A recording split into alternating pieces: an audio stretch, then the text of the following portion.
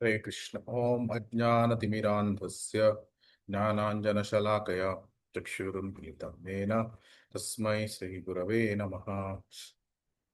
ನಮಃ ವಿಷ್ಣುಪಾದಾಯ ಕೃಷ್ಣಪೃಷ್ಠಾಯ ಭೂತಲೆ ಶ್ರೀಮತೆ ಭಕ್ತಿ ವೇದಾಂತ ಸ್ವಾಮಿನ್ನಿತಿ ನಾಮಿನೆ. ನಮಸ್ತೆ ಸರಸ್ವತೆ ದೇವೆ ಗೌರವಾಣಿ ಪ್ರಚಾರಿಣೆ ನಿರ್ವಿಶೇಷ ಶೂನ್ಯವಾದಿ ಪಾಶ್ಚಾತ್ಯ ದೇಶತಾರಿಣೆ. ಜಯ ಶ್ರೀ ಕೃಷ್ಣ ಚೈತನ್ಯ ಪ್ರಭು ನಿತ್ಯಾನಂದ ಶ್ರೀ ಅದ್ವೈತ ಗದಾಧರ ಶ್ರೀವಾಸಾದಿ ಗೌರ ಭಕ್ತವೃಂದ. ಹರೇ ಕೃಷ್ಣ ಕೃಷ್ಣ ಕೃಷ್ಣ ಹರೇ ಹರೇ, ಹರೇ ರಾಮ ರಾಮ ರಾಮ ಹರೇ ಹರೇ. ಹರೇ ಕೃಷ್ಣ. ಇವತ್ತಿನ ಕ್ಲಾಸಿಗೆ ಎಲ್ರಿಗೂ ಸ್ವಾಗತ. ಸ್ಕ್ರೀನ್ ಶೇರ್ ಮಾಡ್ತೇನೆ.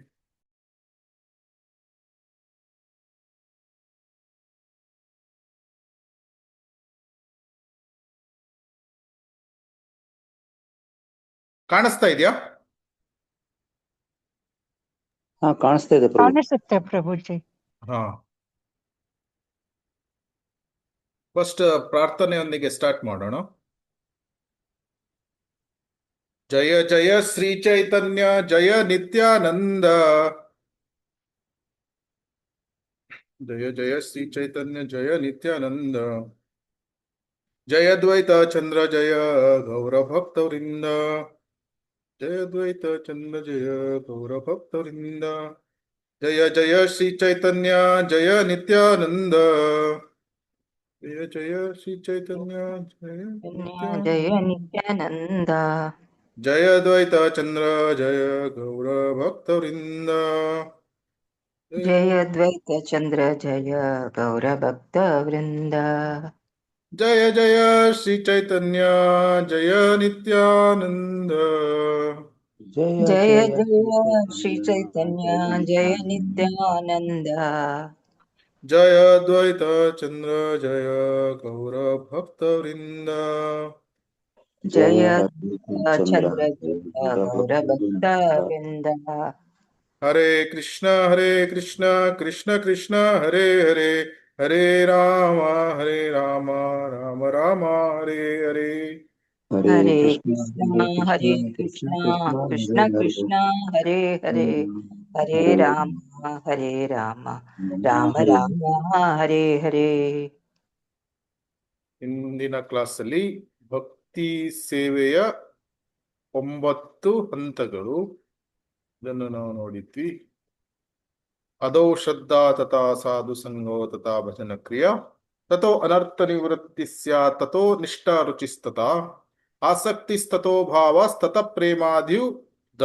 ಪ್ರೇಮಾಭ್ಯುದಂಚತಿ, ಸಾಧಕಾನಾಂ ಅಯಂ ಪ್ರೇಮ್ನ ಪ್ರಾದುರ್ಭಾವೇ ಭವೇತ್ ಕ್ರಮಃ. 9 ಹಂತಗಳು ಯಾವುದು? ಶ್ರದ್ಧಾ, ಸಾಧು ಸಂಘ, ಭಜನ ಕ್ರಿಯಾ, ಅನರ್ಥ ನಿವೃತ್ತಿ, ನಿಷ್ಠಾ, ರುಚಿ, ಆಸಕ್ತಿ, ಭಾವ ಮತ್ತು ಪ್ರೇಮ. ಇದು ಬೇರೆ ಬೇರೆ ತೀವ್ರತೆಯಿಂದ ಭಕ್ತಿಯನ್ನೇ ಅಭ್ಯಾಸ ಮಾಡುವುದು. ಆದರೆ ಬೇರೆ ಬೇರೆ ತೀವ್ರತೆಯಿಂದ ಅಭ್ಯಾಸ ಮಾಡಬೇಕಾದ್ರೆ ಬೇರೆ ಬೇರೆ ರೀತಿಯ ಸೂಚನೆಗಳು ಅಥವಾ ಲಕ್ಷಣಗಳು ನಮಗೆ ಈ ಹಂತಗಳಲ್ಲಿ ಕಾಣಿಸ್ತದೆ. ಅದಕ್ಕಾಗಿ ವಿಶ್ವನಾಥ ಚಕ್ರವರ್ತಿ ಠಾಕೂರರು ಇದನ್ನು 9 ಹಂತಗಳನ್ನಾಗಿ ವಿಂಗಡಿಸಿದ್ದಾರೆ. ಆದರೆ ಇದು ಒಂದೇ ಭಕ್ತಿಯ ಪಥಾನೆ. ಮೊದಲು ಸಾಧನಾ ಭಕ್ತಿ, ಆಮೇಲೆ ಭಾವ ಭಕ್ತಿ, ಆಮೇಲೆ ಪ್ರೇಮ ಭಕ್ತಿ. ಭಕ್ತಿಯ ಹಂತದಲ್ಲೇ ಮುಂದೆ ನಡೆದುಕೊಂಡು ಹೋಗುವುದು. ಆದ್ರಿಂದ ಇದರ ಈ ಹಂತಗಳು ಏನಿದೆ, ಇದರ ಬಗ್ಗೆ ಜ್ಞಾನ ನಮಗೆ ಗೊತ್ತಾದ್ರೆ ನಾವು ಎಲ್ಲಿದ್ದೇವೆ ಭಕ್ತಿ ಸೇವೆಯಲ್ಲಿ, ನಾವು ಮುಂದೆ ಹೇಗೆ ನಾವು ಮುಂದುವರೆದುಕೊಂಡು ಹೋಗ್ಬೇಕು, ಯಾವ ಯಾವ ರೀತಿಯ ಅಡಚಣೆಗಳು, ಅಡ್ಡಿಗಳು ನಮ್ಮ ಭಕ್ತಿಯ ಪಥದಲ್ಲಿ, ಭಕ್ತಿಯ ಮಾರ್ಗದಲ್ಲಿ ನಮಗೆ ಬರಬಹುದು, ಮತ್ತು ಈ ಎಲ್ಲ ಅಡಚಣೆಗಳನ್ನು ನಾವು ಹೇಗೆ ಅದನ್ನು ಮೀರುವುದು ಅಥವಾ ಅದನ್ನು ದಾಟುವುದು, ಇದನ್ನು ಅರ್ಥ ಮಾಡಿಕೊಂಡ್ರೆ ನಾವು ಕೃಷ್ಣ ಪ್ರೇಮ, ನಮ್ಮ ಗುರಿ ಕೃಷ್ಣ ಪ್ರೇಮವನ್ನು ಪಡೆಯಲಿಕ್ಕೆ ನಮಗೆ ಅದು ಸುಲಭ ಆಗ್ತದೆ. ಆದ್ರಿಂದ ನಾವು ಇದನ್ನು ಬೇರೆ ಬೇರೆ ಹಂತಗಳಲ್ಲಿ ಯಾವ ಯಾವ ರೀತಿಯ ಅನರ್ಥಗಳು ಅಥವಾ ಯಾವ ಯಾವ ರೀತಿಯ ಲಕ್ಷಣಗಳು ಇದೆ ಅದನ್ನು ನಾವು ನೋಡ್ತಾ ಇದ್ದೇವೆ. ಆದ್ರೆ ಅದು ಮಾರ್ಗ ಒಂದೇ, ಭಕ್ತಿಯ ಮಾರ್ಗ. ಮತ್ತು ಆ ಮಾರ್ಗದಲ್ಲಿ ಕಾಮ ತೀವ್ರತೆಯಿಂದ ದುರ್ಬಲವಾಗ್ತಾ ಹೋಗ್ತದೆ, ಪ್ರೇಮ ಸ್ವಲ್ಪ ಗಾತ್ರದಲ್ಲಿ ಇದ್ರೆ ಪ್ರೇಮ ಜಾಸ್ತಿ ಆಗ್ತಾ ಹೋಗ್ತದೆ, ಕಾಮ ಕಡಿಮೆ ಆಗ್ತಾ ಬರ್ತದೆ. ಸೊ ಇದೇ ಲಕ್ಷಣಗಳು ನಮಗೆ ಕಾಣಿಸ್ಬೇಕು. ವರ್ಷ ಆದ ಹಾಗೆ ನಮ್ಮ ಭಕ್ತಿಯಲ್ಲಿ ಭಕ್ತಿ ಜಾಸ್ತಿ ಆಗ್ಬೇಕು. ಆಮೇಲೆ ನಮಗೆ ಕಾಣಬೇಕು ಏನು, ನಮ್ಮ ಕಾಮ ಕಡಿಮೆ ಆಗ್ತಾ ಇದೆ. ಇದನ್ನೇ ನೋಡುವುದು ಬೇರೆ ಬೇರೆ ಹಂತಗಳಲ್ಲಿ. ಸೊ ಇದನ್ನು ನಾವು ನೋಡಿದ್ದೇವೆ. ಸೊ ಪ್ರೇಮ, ಕಾಮ ಕಡಿಮೆ ಆಗ್ತಾ ಬರಬೇಕು, ಪ್ರೇಮ ಜಾಸ್ತಿ ಆಗ್ತಾ ಬರಬೇಕು. ಅದನ್ನು ನಾವು ನೋಡಿದ್ವಿ. ಶ್ರದ್ಧಾದಲ್ಲಿ ಪ್ರಾಥಮಿಕವಾಗಿ ಸ್ವಲ್ಪವೇ ಒಂದು ನಂಬಿಕೆ ಇರಬಹುದು. ಏನು, ನಾನು ದೇವಸ್ಥಾನಕ್ಕೆ ಹೋದ್ರೆ ನನಗೆ ಒಳ್ಳೆಯದಾಗ್ತದೆ, ಇದು ಒಂದು ಸಣ್ಣ ಶ್ರದ್ಧೆ, ನಂಬಿಕೆ. ಆದರೆ 1000 ಮೈಲುಗಳ ಪಯಣ ಏನಿದೆ, ಒಂದು ಹೆಜ್ಜೆಯಿಂದ ಆರಂಭ ಆಗ್ತದೆ. ಆದ್ರಿಂದ ಕೃಷ್ಣ ಪ್ರೇಮದ ಪ್ರಯಾಣ ಶ್ರದ್ಧೆಯಿಂದ ಆರಂಭ ಆಗ್ತದೆ. ಸೊ 5 ರೀತಿಯ ಕ್ಲೇಶಗಳು ಯಾವುದು ಅದನ್ನು ನಾವು ನೋಡಿದ್ವಿ. ಕ್ಲೇಶಗಳು, ಯಾವ ಕ್ಲೇಶಗಳ ಮೂಲ ಯಾವುದು? ಅವಿದ್ಯೆ. ಅವಿದ್ಯೆ ಅಂದ್ರೆ ನಾವು ಭಗವಂತನನ್ನು ಮರೆತು ಬಿಡುವುದು. ಕೃಷ್ಣನನ್ನು ಮರೆತಾಗ, ನಾವು ಕೃಷ್ಣನ ದಾಸ ಅಂತ ಮರೆದಾಗ ನಮಗೆ ಅವಿದ್ಯೆ ಬರ್ತದೆ. ಅವಿದ್ಯೆಯಿಂದ ನಾವು ಈ ದೇಹದೊಂದಿಗೆ ನಮ್ಮನ್ನು ಗುರುತಿಸಿಕೊಳ್ಳುತ್ತೇವೆ. ಓ, ಈ ದೇಹ ನಾನೇ ಈ ದೇಹ, ನಾನೇ ಎಂಜಾಯರ್, ನಾನೇ ಭೋಕ್ತಾ. ಅದರಿಂದ ಅಸ್ಮಿತ ಅಥವಾ ಮಿಥ್ಯ ಅಹಂಕಾರ ಬರ್ತದೆ. ಮಿಥ್ಯ ಅಹಂಕಾರ ಬಂದಾಗ ಈ ದೇಹಕ್ಕೆ ಸಂಬಂಧಪಟ್ಟದ್ದು ನನಗೆ ಸಂತೋಷ, ಇದು ಏನು, ಯಾವುದು ದೇಹಕ್ಕೆ ಸಂತೋಷ ಕೊಡ್ತದೆ ಅದಕ್ಕೆ ನಾನು ರಾಗ ಅಥವಾ ಅಟ್ಯಾಚ್ಮೆಂಟ್ಗಳನ್ನು ಬೆಳೆಸಿಕೊಳ್ತೇನೆ. ಮತ್ತು ನನಗೆ ದೇಹಕ್ಕೆ ಯಾವುದು ಅನಾನುಕೂಲ ಆಗ್ತದೆ ಅದನ್ನು ದ್ವೇಷಿಸ್ತೇನೆ. ಅದನ್ನು ರಾಗದ್ವೇಷ ಅಂತ ಹೇಳ್ತಾರೆ. ಈ ದೇಹಕ್ಕೆ ಈ ಅಟ್ಯಾಚ್ಮೆಂಟ್ಗಳು ಬಂದಾಗ ಏನಾಗ್ತದೆ, ಮೃತ್ಯುವಿನ ಭಯ ಬರ್ತದೆ. ಅದನ್ನು ಅಭಿನಿವೇಶ ಅಂತ ಹೇಳ್ತಾರೆ. ಸೊ ಇದು ಕ್ಲೇಶದ 5 ಈ ಬೇರೆ ಬೇರೆ ಹಂತಗಳು, ಹೇಗೆ ಕ್ಲೇಶ ಆರಂಭ ಆಗ್ತದೆ. ಸೊ ಈ ರೀತಿ ಒಬ್ಬನು ರಾಗ ಮತ್ತು ದ್ವೇಷಗಳನ್ನು ಮಾಡ್ತಾ ಇದ್ದಾಗ ಅವನು ಕಾರ್ಯಗಳನ್ನು ಮಾಡ್ತಾನೆ. ಏನು, ಈ ದೇಹದೊಂದಿಗೆ ಗುರುತಿಸಿಕೊಂಡಾಗ ದೇಹದ ಕಾರ್ಯ ಚಟುವಟಿಕೆಗಳನ್ನು ಮಾಡ್ತಾನೆ. ಆವಾಗ ಅವನಿಗೆ ಕರ್ಮ ಸಿಗ್ತದೆ. ಪಾಪ ಕರ್ಮ ಸಿಗ್ಬೋದು, ಪುಣ್ಯ ಕರ್ಮ ಸಿಗ್ಬೋದು. ಪಾಪ ಕರ್ಮದಲ್ಲಿ ಮತ್ತೆ ಅವನು ಆಕ್ಷನ್ಗಳನ್ನು ಮಾಡಿದಾಗ ಅಪ್ರಾರಬ್ಧ ಫಲ ಸಿಗ್ತದೆ. ಅಪ್ರಾರಬ್ಧ ಫಲ ಕ್ರಮೇಣ ಪ್ರಾರಬ್ಧ ಫಲ ಆಗ್ತದೆ. ಮತ್ತು ಯಾವುದೇ ಕಾರ್ಯ ಚಟುವಟಿಕೆಗಳನ್ನು ಮಾಡಿದಾಗ ಅಪ್ರಾರಬ್ಧ ಫಲದ ಜೊತೆಗೆ ಕೂಟ ಕೂಡ ಸಿಗ್ತದೆ. ಕೂಟ ಕ್ರಮೇಣ ಬೀಜ ಆಗ್ತದೆ. ಅಂದ್ರೆ ಭೌತಿಕ ಪ್ರವೃತ್ತಿಗಳು, ಭೌತಿಕ ಆಸೆಗಳಾಗ್ತದೆ. ಇದಕ್ಕೆ ಉದಾಹರಣೆಗಳನ್ನು ನಾವು ನೋಡಿದ್ವಿ. ಏನು, ಒಬ್ಬನಿಗೆ ಕಾಮದ ಆಸೆ ಇದೆ, ಅವನು ಯಾವುದೋ ಅನೈತಿಕ ಲೈಂಗಿಕತೆಗೆ ಆಸೆ ಮಾಡ್ತಾನೆ. ಅದು ಪ್ರವೃತ್ತಿಯ ರೂಪದಲ್ಲಿ ಇದೆ, ಅನೈತಿಕ ಲೈಂಗಿಕತೆಯನ್ನು ಮಾಡುವುದು. ಆದರೆ ಅವನು ಮತ್ತೆ ಪ್ಲಾನ್ ಅನ್ನು ಮಾಡ್ತಾನೆ, ಅದು ಭೌತಿಕ ಆಸೆಗಳನ್ನು ವ್ಯಕ್ತಪಡಿಸ್ತಾನೆ. ಏನು, ಓ, ನಾನು ಈ ಪಾರ್ಟಿಗೆ ಹೋಗಿ ಆ ಯುವತಿಯ ಜೊತೆ ನಾನು ಅನೈತಿಕ ಲೈಂಗಿಕತೆಯನ್ನು ಮಾಡ್ತೇನೆ. ಅದು ಬೀಜ, ಭೌತಿಕ ಆಸೆಗಳನ್ನು ವ್ಯಕ್ತಪಡಿಸುವುದು. ಹೊರಗೆ ಆಸೆಗಳು ವ್ಯಕ್ತವಾದಾಗ ಅದು ಕಾರ್ಯ ಚಟುವಟಿಕೆ ಆಗ್ತದೆ, ಆಕ್ಷನ್ ಆಗ್ತದೆ. ಅನೈತಿಕ ಲೈಂಗಿಕತೆ ಅದು ಪಾಪಕರ್ಮ ಮಾಡಿದಾಗ ಅವನಿಗೆ ಅಪ್ರಾರಬ್ಧ ಫಲ ಸಿಕ್ಕಿತು. ಅಪ್ರಾರಬ್ಧ ಫಲ ಸಿಕ್ಕಿದ್ದು ಮಾತ್ರವಲ್ಲದೆ ಆ ಅನೈತಿಕ ಲೈಂಗಿಕತೆ ಮಾಡುವಂತಹ ಆ ಪ್ರವೃತ್ತಿಯ ಕೂಟ ಏನಿದೆ ಅದು ಕೂಡ ಜಾಸ್ತಿ ಆಗ್ತದೆ. ಆದ್ರಿಂದ ಯಾವುದೇ ಕಾರ್ಯ ಚಟುವಟಿಕೆಗಳನ್ನು ಮಾಡಿದಾಗ ಅಪ್ರಾರಬ್ಧ ಫಲಾನು ಸಿಕ್ತು, ಅದರ ಜೊತೆಗೆ ಕೂಟನೂ ಸಿಕ್ತು, ಕೂಟನೂ ಜಾಸ್ತಿ ಆಯಿತು.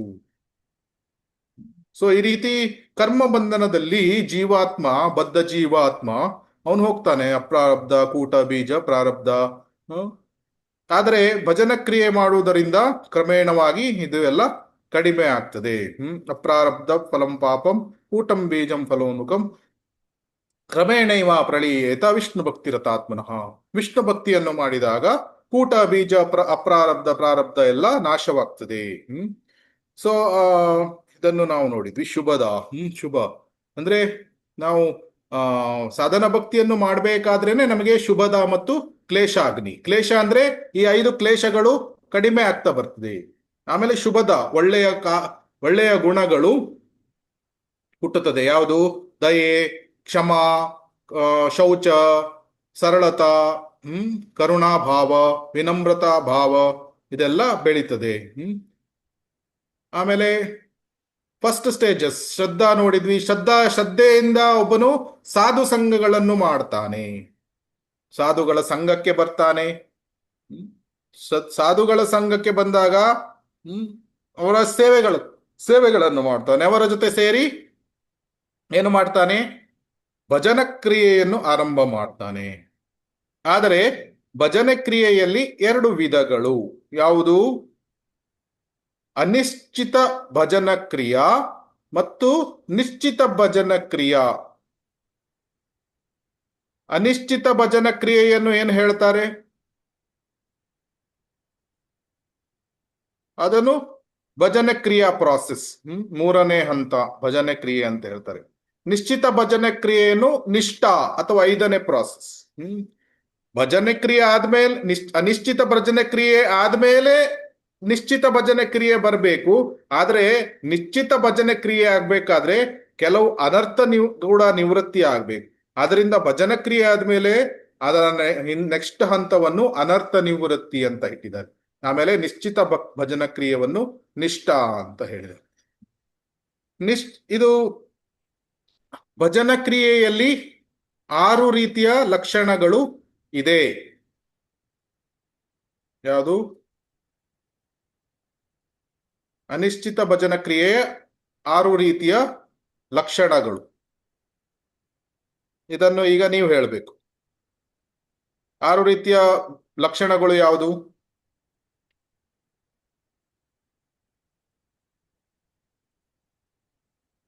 ಒಂದು ಉತ್ಸಾಹಮಯಿ, 2ನೇದು ಘನತರಲ, 3ನೇದು ವ್ಯೂಢ ವಿಕಲ್ಪ, 4ನೇದು ವಿಷಯ ಸಂಗರ, 5ನೇದು ನಿಯಮ ಅಕ್ಷಮ, 6ನೇದು ತರಂಗರಂಗಿನಿ.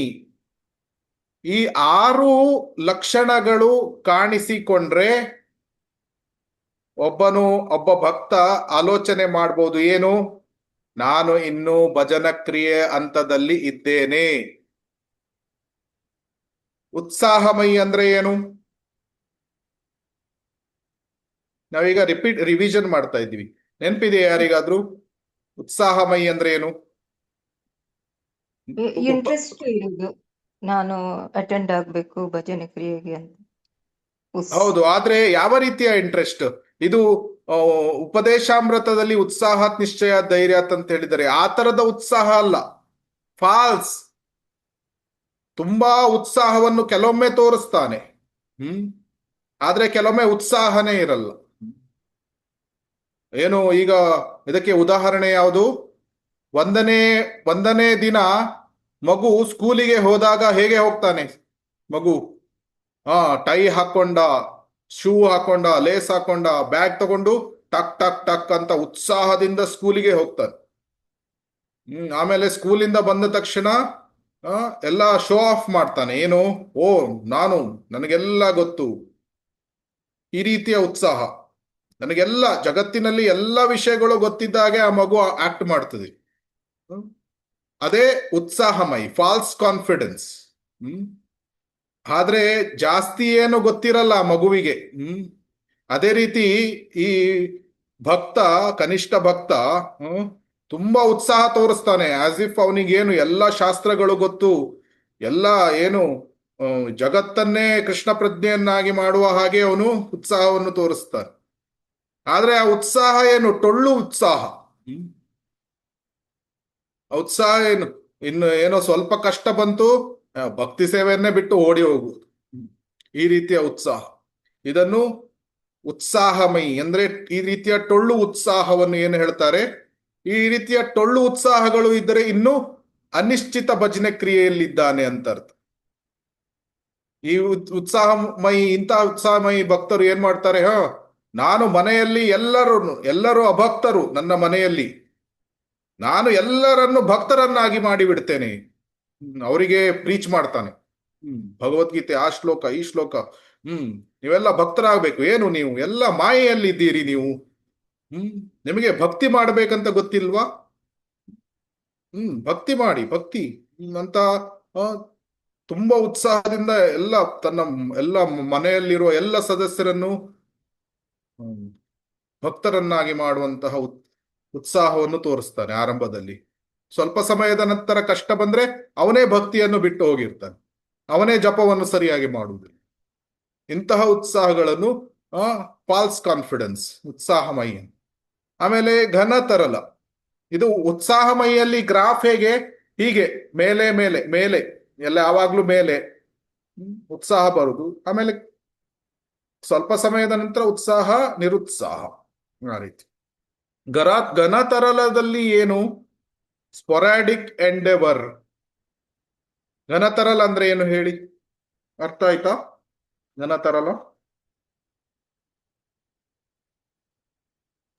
ಇಲ್ಲ ಪ್ರಭು. ಘನತರಲ ಅಂದ್ರೆ ಒಂದು ಸಲ ತುಂಬಾ ಪ್ರಯತ್ನವನ್ನು ಮಾಡಿ ತುಂಬಾ ಸೇವೆಗಳನ್ನು ಮಾಡ್ತಾನೆ. ಒಂದು ದಿನ ಏನು 16 ಮಾಲೆ ಜಪ, ದೇವಸ್ಥಾನದಲ್ಲಿ 4 ಗಂಟೆ ಸೇವೆ ಎಲ್ಲ ಮಾಡಿದ. ನೆಕ್ಸ್ಟ್ ಡೇ ಏನು, 0 ರೌಂಡ್, ಜಪಾನೇ ಇಲ್ಲ, ಸೇವೆ ಇಲ್ಲ. 12, 13 ಗಂಟೆ 14 ಗಂಟೆ ಹಾಸಿಗೆ ಮೇಲೆ ನಿದ್ದೆ ಮಾಡ್ತಾನೆ. ಇಂತಹ ಇದನ್ನು ಏನು ಘನ ತರಲ್ಲ ಅಂತ ಹೇಳ್ತಾರೆ. ಒಂದು ದಿನ 16 ಮಾಲೆ, ಇನ್ನೊಂದು ದಿನ 0 ಮಾಲೆ ಅಥವಾ 1 ಮಾಲೆ.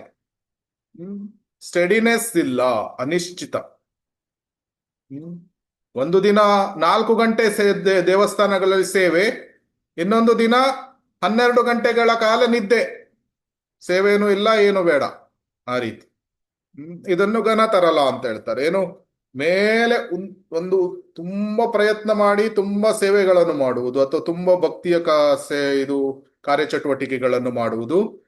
ಇನ್ನೊಂದು ದಿನ ಇನ್ನೊಂದು ಏನು, ಯಾವುದೇ ಏನೂ ಬೇಡ, ನಾನು ನಿದ್ದೆ ಮಾಡ್ತೇನೆ, ಇಗ್ನೋರೆನ್ಸ್ ಅಲ್ಲಿ, ಅವಿದ್ಯೆಯಲ್ಲಿ ಇರು. ಇದನ್ನು ಘನ ತರಲ ಅಂತ ಹೇಳ್ತಾರೆ. ವಿವಿಧ ವಿಕಲ್ಪ ಅಂದ್ರೆ ಏನು, ಇಂಡಿಸಿಷನ್.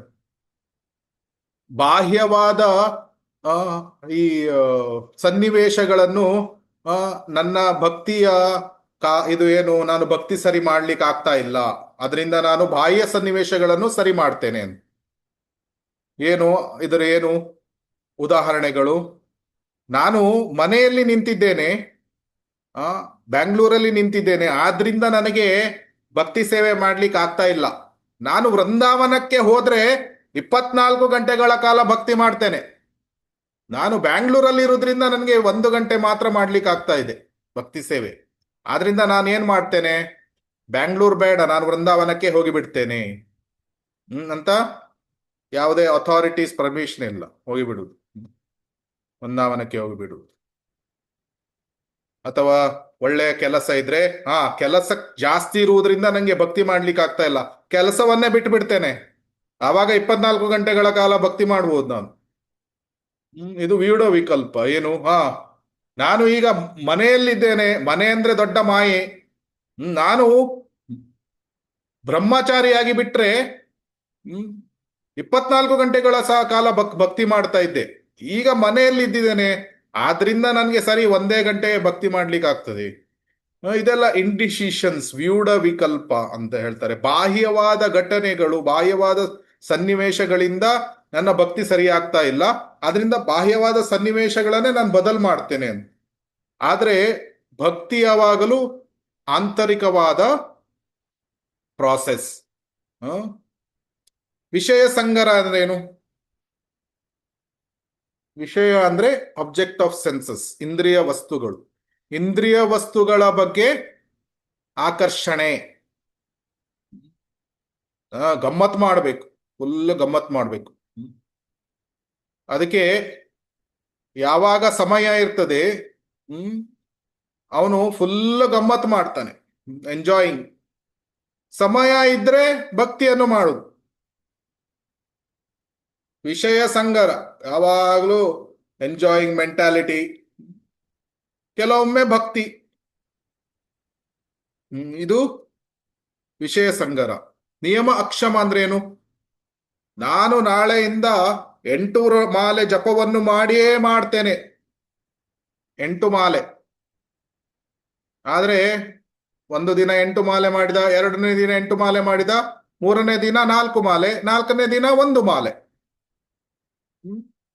ಸಣ್ಣ ಸಣ್ಣ ಓವುಗಳನ್ನೇ, ಶಪಥಗಳನ್ನೇ ಪಾಲನೆ ಮಾಡಲಿಕ್ಕೆ ಆಗುವುದಿಲ್ಲ. ಇದನ್ನು ನಿಯಮ ಅಕ್ಷಮ ಅಂತ ಹೇಳ್ತಾರೆ. ಭಜನ ಈ ತರದ ಸಿಂಪ್ಟಮ್ಸ್ ಲಕ್ಷಣಗಳು ಇದ್ರೆ ಅದು ಅವನು ಇನ್ನು ಅನಿಶ್ಚಿತ ಭಜನ ಕ್ರಿಯೆಯಲ್ಲಿ ಇದ್ದಾನೆ ಅಂತ ಅರ್ಥ. ಆಮೇಲೆ ಕೊನೆಯದು ತರಂಗರಂಗಿನಿ. ತರಂಗರಂಗಿನಿ ಅಂದ್ರೆ ಏನು? ಭಕ್ತಿ ಸೇವೆಯಿಂದ ಕೆಲವು ಲಾಭಗಳು ಸಿಗ್ತದೆ, ಅದನ್ನು ಎಂಜಾಯ್ ಮಾಡುವುದು. ಸಣ್ಣ ನನಗೆ ಭಕ್ತಿ ವೃಕ್ಷ ಲೀಡರ್ ಮಾಡಿಬಿಟ್ರು, ಓ ನಾನು ಭಕ್ತಿ ವೃಕ್ಷ ಲೀಡರ್, ಎಲ್ಲರೂ ನನಗೆ ಜೈ ಜೈಕಾರ ಹಾಕ್ಬೇಕು, ಇಂತಹ ವಿಷಯಗಳನ್ನು ಮಾಡು. ತರಂಗರಂಗಿನಿ. ಈ ರೀತಿಯ 6 ಲಕ್ಷಣಗಳು ಕಂಡು ಬಂದ್ರೆ ಇದು ಇನ್ನು ಅವನು ಅನಿಶ್ಚಿತ ಭಜನ ಕ್ರಿಯೆಯಲ್ಲಿ ಇದ್ದಾನೆ ಅಂತ ಅರ್ಥ. ಯಾವ್ದ್ಯಾವ್ದು ಈಗ ನೀವು ಹೇಳ್ಬೇಕು, ಯಾವ್ದ್ಯಾವ್ದು ಅನಿಶ್ಚಿತ ಭಜನೆ ಕ್ರಿಯೆಯಲ್ಲಿ ಇದ್ದಾನೆ ಅನ್ನುವಂತಹ ಲಕ್ಷಣಗಳು ಯಾವುದು? 6. ಒಬ್ಬೊಬ್ರು ಉತ್ಸಾಹಮಯಿ, ಉತ್ಸಾಹಮಯಿ. ಉತ್ಸಾಹಮಯಿ ಅಂದ್ರೇನು? ಘನತರಳ. ಉತ್ಸಾಹಮಯಿ ಅಂದ್ರೇನು? ಟೊಳ್ಳು ಉತ್ಸಾಹ. ಟೊಳ್ಳು ಉತ್ಸಾಹ. ಟೊಳ್ಳು ಉತ್ಸಾಹ. ಮತ್ತೆ ಘನತರಲ ಅಂದ್ರೇನು? ಘನತರಲ ಗೊತ್ತಾಯ್ತಲ್ವಾ? ಸೊ ಘನತರಲ ಒಂದು ದಿನ ತುಂಬಾ ಜಾಸ್ತಿ ಭಕ್ತಿ ಸೇವೆ, ತುಂಬಾ ಜಪ ಎಲ್ಲ ಮಾಡ್ತಾರೆ. ಇನ್ನೊಂದು ದಿನ ಜಪಾನೂ ಇಲ್ಲ, ಸೇವೆನೂ ಇಲ್ಲ, ಏನೂ ಇಲ್ಲ. 14 ಗಂಟೆ ನಿದ್ದೆ, 12 ಗಂಟೆ ನಿದ್ದೆ, ಬೆಳಿಗ್ಗೆ 8 ಗಂಟೆ 9 ಗಂಟೆ ಆದ್ರೂ ಇರುವುದಿಲ್ಲ. ಈ ರೀತಿ. ಇದು ಘನತರಲ. ವ್ಯೂಢ ವಿಕಲ್ಪ ಅಂದ್ರೆ ಬಾಹ್ಯವಾದ ಸನ್ನಿವೇಶಗಳನ್ನು ಬದಲು ಮಾಡ್ಲಿಕ್ಕೆ ಹೋಗ್ತಾನೆ. ಅಥವಾ ನಾನು ನಾಳೆ ದೊಡ್ಡ ಸನ್ಯಾಸಿ ಆಗ್ತೇನೆ, ಅಥವಾ ನಾನು ಬ್ರಹ್ಮಚಾರಿಯಾಗಿ ಬಿಟ್ರೆ ನಾನು 24 ಗಂಟೆಗಳ ಕಾಲ ಭಕ್ತಿ ಮಾಡ್ತಾ ಇದ್ದೆ, ಆದ್ರೆ ನಾನೀಗ ಗೃಹಸ್ಥ ಆಗಿರುವುದರಿಂದ ನಂಗೆ ಆಗ್ತಾ ಇಲ್ಲ, 1 ಗಂಟೆ ಮಾಡ್ತೇನೆ. ಆ ರೀತಿಯ ಡಿಸಿಷನ್ಸ್. ವಿಷಯ ಸಂಗರ ಅಂದ್ರೆ ಏನು? ಇಂದ್ರಿಯ ವಸ್ತುಗಳಿಗೆ ಆಕರ್ಷಣೆ. ಒಬ್ಬ ಫ್ರೆಂಡ್ ಕರಿತಾನೆ, ಏನು ಇವತ್ತು ರೆಸ್ಟೋರೆಂಟಿಗೆ ಹೋಗೋಣ, ಮೂವಿಗೆ ಹೋಗೋಣ, ಬನ್ನಿ ಹೋಗೋಣ ಅಂದಾಗ ಎಲ್ಲ ಓಕೆ, ಜಪಾನು ಬಿಡೋದು, ಶಿಲಾ ಪ್ರಭುಪಾದರ ಪುಸ್ತಕ ಎಲ್ಲ ಸೈಡಿಗೆ, ಹೋಗೋಣ ಮೂವಿಗೆ ಹೋಗೋಣ, ಮೂವಿಗೆ ಜಾಸ್ತಿ, ರೆಸ್ಟೋರೆಂಟಿಗೆ ಹೋಗೋಣ, ಇಂದ್ರಿಯ ತೃಪ್ತಿ. ಆಮೇಲೆ ನಿಯಮಕ್ಷಮ ಅಂದ್ರೇನು? ಸಣ್ಣ ಸಣ್ಣ ಓವುಗಳು, ದೊಡ್ಡ ದೊಡ್ಡ ಅಲ್ಲ. ಈವನ್ ಭಕ್ತಿ ಸೇವೆಯ ಓವುಗಳನ್ನು, ಇದು ನಮ್ದು ಏನು ದೀಕ್ಷೆಯನ್ನು ತೆಗೆದುಕೊಳ್ಬೇಕಾದ್ರೆ ಓಸ್ಗಳನ್ನು ತೆಗೆದುಕೊಳ್ತೇವೆ. ಯಾವುದು? 16 ಮಾಲೆ ಜಪ, 4 ರೆಗ್ಯುಲೇಟಿವ್ ಪ್ರಿನ್ಸಿಪಲ್ಸ್ಗಳು. ಇಂತಹ ಇದಲ್ಲ, ಸಣ್ಣ ಸಣ್ಣ ಓಸ್ಗಳನ್ನು 8 ಮಾಲೆ 12 ಮಾಲೆ, ಅಥವಾ ನಾನು ಆನಿಯನ್ ಗಾರ್ಲಿಕ್ ತಿನ್ನಲ್ಲ ಅಂತ ಓಸ್ ತೆಗೆದುಕೊಂಡಿರ್ತಾನೆ ಶಿಕ್ಷಾ ಪ್ರೋಗ್ರಾಮ್ ಅಲ್ಲಿ ಅಥವಾ ಇಲ್ಲಿ. ಆದ್ರೆ ಹೊರಗಡೆ ರೆಸ್ಟೋರೆಂಟ್ ಅಲ್ಲಿ ಆನಿಯನ್ ಗಾರ್ಲಿಕ್ ತಿಂದು ಬಿಡ್ತಾನೆ. ಇದೆಲ್ಲ ನಿಯಮ ಅಕ್ಷಮ. ಸೊ ಇಂತಹ ಈ ಭಜನ ಕ್ರಿಯೆ, ಇಂತಹ ಲಕ್ಷಣಗಳಿಂದ ಒಬ್ಬನು ಮೇಲೆ ಬಂದ್ರೆ ಅವನು ದೀಕ್ಷೆಯನ್ನು ತೆಗೆದುಕೊಳ್ಳಿಕ್ಕೆ ಅರ್ಹನಾಗ್ತಾನೆ. ಆದ್ರಿಂದ ಭಜನ ಕ್ರಿಯೆ, ನಿಶ್ಚಿತ ಭಜನ ಕ್ರಿಯೆಯನ್ನು ದಾಟಿದಾಗ ಒಬ್ಬನು ದೀಕ್ಷೆಯನ್ನು ತೆಗೆದುಕೊಳ್ಳಿಕ್ಕೆ ಅರ್ಹನಾಗ್ತಾನೆ. ಸೊ ಇಲ್ಲಿ ನೋಡ್ತಾ ಇದ್ದೇವೆ. 1ನೇದು ಶ್ರದ್ಧಾ, ಸೈಕಲ್ ಅಲ್ಲಿ. ಇದನ್ನು ನಾವು ಹಿಂದಿನ ಕ್ಲಾಸ್ಗಳಲ್ಲಿ ಸಹ ನೋಡಿದ್ದೇವೆ, ಭಕ್ತಿ ರಸಾಮೃತ ಸಿಂಧುವಿನಲ್ಲಿ. 2ನೇದು ಸಾಧು ಸಂಘ. ಸಾಧು ಸಂಘ ಭಜನ ಕ್ರಿಯೆಯನ್ನು ಆರಂಭ ಮಾಡಿದಾಗ ಅವನು ಮೇಲೆ ಹತ್ತಲಿಕ್ಕೆ ಸ್ಟಾರ್ಟ್ ಮಾಡಿದ್ದಾನೆ ಪರ್ವತವನ್ನು. ಪರ್ವತವನ್ನು ಮೇಲೆ ಹತ್ತಬೇಕಾದ್ರೆ ಏನಾಗ್ತದೆ? ಅವನಿಗೆ ಇಲ್ಲಿ ಎರಡನೆಯ ಹಂತದಿಂದ ಅವನು ನಾಲ್ಕನೇ ಐದನೇ ಹಂತ ಬರುವ ತನಕ ಅವನಿಗೆ ಏನಿದೆ? ತುಂಬಾ ಪ್ರಯಾಸ, ತುಂಬಾ ಪ್ರಯಾಸ ಪಡ್ಬೇಕು, ಸಾಕಾಗಿ ಬಿಡ್ತು. ಅದಕ್ಕೆ ಅನಿಶ್ಚಿತ ಭಜನ ಕ್ರಿಯೆ ಮತ್ತು ಅನರ್ಥ ನಿವೃತ್ತಿ ಈ ಸ್ತರದಲ್ಲಿ ಇರುವವರು, ಆ, ಮೂರನೆಯದು ಅನಿಶ್ಚಿತ ಭಜನ ಕ್ರಿಯೆ, ನಾಲ್ಕನೆಯದು ಅನರ್ಥ ನಿವೃತ್ತಿ, ಐದನೆಯದು ನಿಷ್ಠ. ಸೊ ಈ ಸಾಧು ಸಂಘ ಮಾಡಿ ಅನಿಶ್ಚಿತ ಭಜನ ಕ್ರಿಯೆ ಅನಿಶ್ಚಿತ ಭಜನ ಕ್ರಿಯೆನೂ ನಾವು ಭಜನ ಕ್ರಿಯೆ ಅಂತ ಹೇಳ್ತೇವೆ ಅಲ್ವಾ? ನಿಶ್ಚಿತ ಭಜನ ಕ್ರಿಯೆನೂ ನಿಷ್ಠಾ ಸ್ಟೇಜ್ ಅಂತ ಹೇಳ್ತೇವೆ. ಸೊ ಭಜನ ಕ್ರಿಯೆ ಸ್ಟೇಜ್ ಇಂದ ಅವನು ಈ ಅನರ್ಥ ನಿವೃತ್ತಿ ದಾಟಿ ನಿಷ್ಠೆಗೆ ಬರುವ ತನಕ ಅವನಿಗೆ ತುಂಬಾ ಪ್ರಯಾಸ ಪಡಬೇಕು. ಯಾಕೆ? ಮೇಲೆ ಹತ್ತಬೇಕಾದ್ರೆ ಏನು ಮಾಡ್ತಾನೆ ಒಬ್ನು ಸೈಕಲ್ ಅಲ್ಲಿ? ಇಲ್ಲಿ ಚಿತ್ರದಲ್ಲಿ ನೀವು ನೋಡ್ತಾ ಇದ್ದೀರಿ, ಏನ್ ಮಾಡ್ತಾ ಇದ್ದಾರೆ? ತುಂಬಾ ಪೆಡಲಿಂಗ್. ಪೆಡಲ್ ಮಾಡ್ಬೇಕಾದ್ರೆ ಏನಾಗ್ತದೆ? ತುಂಬಾ ಪ್ರಯಾಸ. ಓ, ಕಾಮವನ್ನು ಗೆಲ್ಬೇಕು, ತುಂಬಾ ಕ್ರೋಧ ಬರ್ತದೆ, ತುಂಬಾ ಲೋಭ ಇದೆ, ಹೃದಯದಲ್ಲಿ ಎಷ್ಟು ಅನರ್ಥಗಳು ತುಂಬಿದೆ.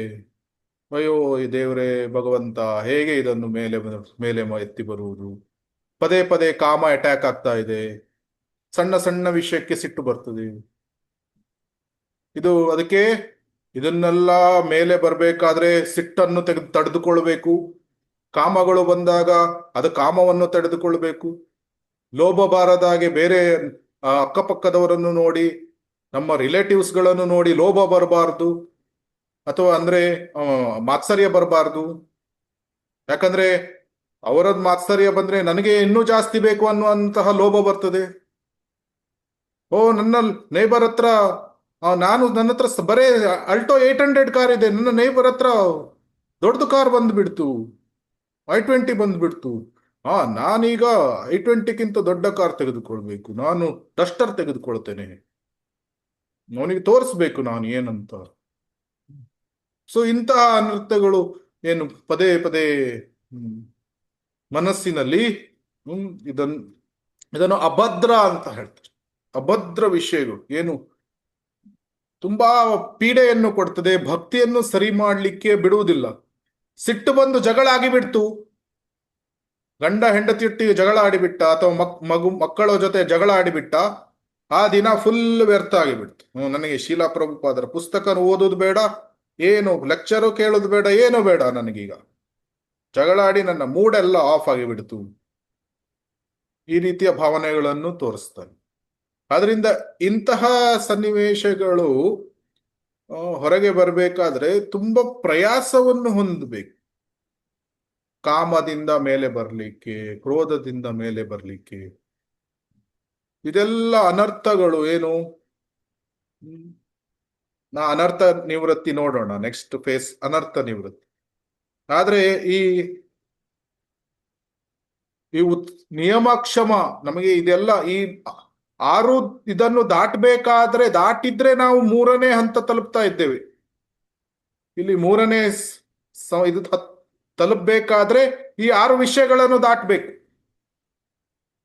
ಟೊಳ್ಳು ಅಥವಾ ಸುಳ್ಳು ಉತ್ಸಾಹವನ್ನು ಹೊಂದಿರಬಾರದು, ನಿಜವಾದ ಉತ್ಸಾಹ. ಉಪದೇಶಾಮೃತದಲ್ಲಿ ಏನ್ ಹೇಳಿದೆ? ಉತ್ಸಾಹ ನಿಶ್ಚಯ ಧೈರ್ಯ ತತ್ತತ್ ಕರ್ಮ ಪ್ರವರ್ತನ ಸಂಗತ್ಯಾಗಾತ್ ಸತೋವ್ರತೆ ಷಡ್ಭಿರ್ ಭಕ್ತಿರ್ ಪ್ರಸಿದ್ಧತಿ. ಅದನ್ನು ಮಾಡಬೇಕಾದ್ರೆ ಅದರ ಮೊದಲು 6 ವಿಷಯಗಳನ್ನು ವರ್ಜಿಸು. ಯಾವುದದು? ಅತ್ಯಾಹಾರ ಪ್ರಯಾಸಶ್ಚ ಪ್ರಜಲ್ಪೋ ನಿಯಮಾಗ್ರಹ ಜನಸಂಗಶ್ಚ ಲೌಲ್ಯಂ ಚ ಷಡ್ಭಿರ್ ಭಕ್ತಿರ್ ವಿನಶ್ಯತಿ. ಇದೆಲ್ಲವನ್ನು ನಾವು ಅತ್ಯಾಹಾರವನ್ನು ಬಿಡಬೇಕು, ಪ್ರಜಲ್ಪವನ್ನು ಮಾಡಬಾರದು. ಇದೆಲ್ಲವನ್ನು ಮಾಡಿದಾಗ ಏನಾಗ್ತದೆ? ಒಬ್ಬನು ಉತ್ಸಾಹಮಯ ಆಗ್ತಾನೆ, ನಿಜವಾಗಿ ಉತ್ಸಾಹ ಬರ್ತದೆ, ನಿಜವಾದ ಉತ್ಸಾಹ, ಟೊಳ್ಳು ಉತ್ಸಾಹ ಅಲ್ಲ. ಆವಾಗ ಒಬ್ಬನು 3ನೇ ಹಂತವನ್ನು ತಲುಪ್ತಾನೆ. ಆದ್ರೆ ಅದು ಆಗದೆ ತುಂಬಾ ಕಷ್ಟ ಆಗ್ತದೆ. ಏನು ಇದೆಲ್ಲ ಏನು ನಿಯಮವನ್ನು ಪಾಲನೆ ಮಾಡುವುದು ಕಷ್ಟ ಆಗ್ತದೆ. ಆದರೆ ನಾವು ಒಳ್ಳೆಯ ಭಕ್ತರ ಸಂಘವನ್ನು ಮಾಡಬೇಕು, ಅಥವಾ ಶುದ್ಧ ಭಕ್ತರ ಸಂಘವನ್ನು ಮಾಡಬೇಕು. ನಮಗಿಂತ ಉನ್ನತ ಸ್ತರದಲ್ಲಿರುವ ಭಕ್ತರ ಸಂಘಗಳನ್ನು ಮಾಡಿದಾಗ ಅವರನ್ನು ನೋಡಿ ನಮಗೆ ಸ್ಫೂರ್ತಿ ದೊರೀತದೆ. ಓ, ಎಷ್ಟು ಚೆನ್ನಾಗಿ ಭಕ್ತಿಯನ್ನು ಮಾಡ್ತಾ ಇದ್ದಾರೆ, ನಾವು ಕೂಡ ಅದೇ ರೀತಿ ಭಕ್ತಿಯನ್ನು ಮಾಡಬೇಕು. ಮಹಾರಾಜರನ್ನು ನೋಡಿದಾಗ, ಗುರುಗಳನ್ನು ನೋಡಿದಾಗ ಆ, ತುಂಬಾ ಉತ್ಸಾಹ ಬರ್ತದೆ, ನಿಜವಾದ ಉತ್ಸಾಹ ಬರ್ತದೆ. ಆವಾಗ ಅನಿಶ್ಚಿತ ಭಜನ ಕ್ರಿಯೆಯಿಂದ ಹೊರಗೆ ಬರ್ಬೋದು. ನಮ್ಮ ಅನರ್ಥಗಳು ಕೂಡ ಕ್ರಮೇಣವಾಗಿ ಹೋಗ್ತದೆ. ಆವಾಗ ಕ್ರಮೇಣವಾಗಿ ನಾವು ನಿಷ್ಠೆ, ರುಚಿ, ಆಸಕ್ತಿ ಈ ರೀತಿ ಸ್ತರಕ್ಕೆ ಬರ್ಬೋದು. ಶುದ್ಧ ಭಕ್ತರ ಸೇವೆಗಳನ್ನು ಮಾಡುವುದರಿಂದ, ಅಡ್ವಾನ್ಸ್ಡ್ ಉನ್ನತ ಸ್ತರದಲ್ಲಿರುವ ಭಕ್ತರ ಸೇವೆಗಳನ್ನು ಮಾಡುವುದರಿಂದ ಬಹುಬೇಗ ಭಕ್ತಿ ಸೇವೆಯಲ್ಲಿ ಮುಂದುವರಿಬಹುದು. ಸೊ ಇಂತಹ ಅನಿಶ್ಚಿತ ಭಜನ ಕ್ರಿಯೆಯ ಲಕ್ಷಣಗಳು ಕಡಿಮೆ ಆಗ್ತಾ ಬರ್ತದೆ. ಆಮೇಲೆ 4ನೆಯ ಹಂತ ಅನರ್ಥ ನಿವೃತ್ತಿಯನ್ನು ದಾಟಿದ. ಆಮೇಲೆ ನಿಷ್ಠೆಯ ಅಡಚಣೆಗಳನ್ನು ದಾಟಿದ. ಆಮೇಲೆ ರುಚಿ, ಆಸಕ್ತಿ, ಭಾವ, ಪ್ರೇಮ. 9ನೇ ಇದರಲ್ಲಿ ಗುರಿಯನ್ನು ತಲುಪಿದ್ದಾನೆ, ಪರ್ವತವನ್ನು ದಾಟಿದ್ದಾನೆ. ಆಮೇಲೆ ಅವನಿಗೆ ಏನು ತೊಂದರೆ ಇಲ್ಲ, ಭಗವದ್ಧಾಮಕ್ಕೆ ಹೋಗಿಬಿಡ್ತಾನೆ. ಸೊ ಇದು ಬೇರೆ ಬೇರೆ 9 ಸ್ತರಗಳು. ಇದನ್ನು ನೆನ್ಪಿಟ್ಕೊಳ್ಳಿ, ಇದು ತುಂಬಾ ಇಂಪಾರ್ಟೆಂಟ್. ತುಂಬಾ ಕಷ್ಟ ಯಾವುದು? 2ರಿಂದ 4ನೆಯ ತನಕ. ಯಾಕಂದ್ರೆ ಪರ್ವತದ ಗುಡ್ಡದ ಮೇಲೆ ಹತ್ಬೇಕು, ತುಂಬಾ ಕಷ್ಟ. 5ನೇ ತನಕ, ನಿಷ್ಠೆಯನ್ನು ತಲುಪುವ ತನಕ ಒಬ್ಬನು ತುಂಬಾ ಪ್ರಯಾಸವನ್ನು ಪಡ್ತಾನೆ. ಹಾಗಾದ್ರೆ ಈಗ ನಮ್ಗೆ ಅನಿಶ್ಚಿತ ಭಜನ ಕ್ರಿಯೆ ಅಂದ್ರೆ ಭಜನ ಕ್ರಿಯೆಯ 6 ಲಕ್ಷಣಗಳು ಗೊತ್ತಾಯ್ತು. ಇದರಲ್ಲಿ ಯಾವ್ದಾದ್ರೂ ಒಂದು ತುಂಬಾ ಮಟ್ಟದಲ್ಲಿ ಇದ್ರೆ ನಾವು ಇನ್ನೂ ಅನಿಶ್ಚಿತ ಭಜನ ಕ್ರಿಯೆಯಲ್ಲಿ ಇದ್ದೇವೆ ಅಂತ ಅರ್ಥ. ಸೊ ನಾವು ನೋಡ್ಬೋದು ನಮ್ಮನ್ನು ನಾವು. ಇದರ ಮುಂದಿನ ಸ್ಟೆಪ್ಸ್ಗಳು ಯಾವುದು? ಮುಂದಿನ ಸ್ಟೆಪ್ಸ್ಗಳು ಅನರ್ಥ ನಿವೃತ್ತಿ ಬರ್ತದೆ. ಆದ್ರೆ ಅನರ್ಥ ನಿವೃತ್ತಿ ಬರುವ ಮೊದಲು ನಾನು ನಿಮಗೆ ಮೊದಲೇ ಈ ಚಾರ್ಟ್ ಅನ್ನು ತೋರಿಸ್ತೇನೆ. ಏನು? ಭಕ್ತಿಲತೆಯ ಚಾರ್ಟ್.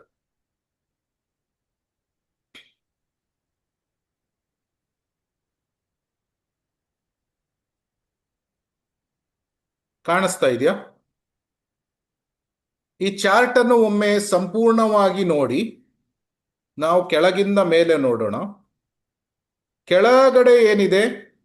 ಇದು ಭಕ್ತಿಯ ಬೀಜ.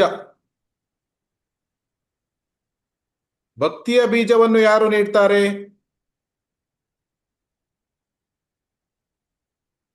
ಭಕ್ತಿಯ ಬೀಜವನ್ನು ಆಧ್ಯಾತ್ಮಿಕ ಗುರುಗಳು ನೀಡ್ತಾರೆ. ಬ್ರಹ್ಮಾಂಡ ಭ್ರಮಿತೆ ಕೌನ್ ಭಾಗ್ಯವಾನ್ ಜೀವ, ಗುರು ಕೃಷ್ಣ ಪ್ರಸಾದೇ ಪಾಯ್ ಭಕ್ತಿಲತಾ ಬೀಜ್.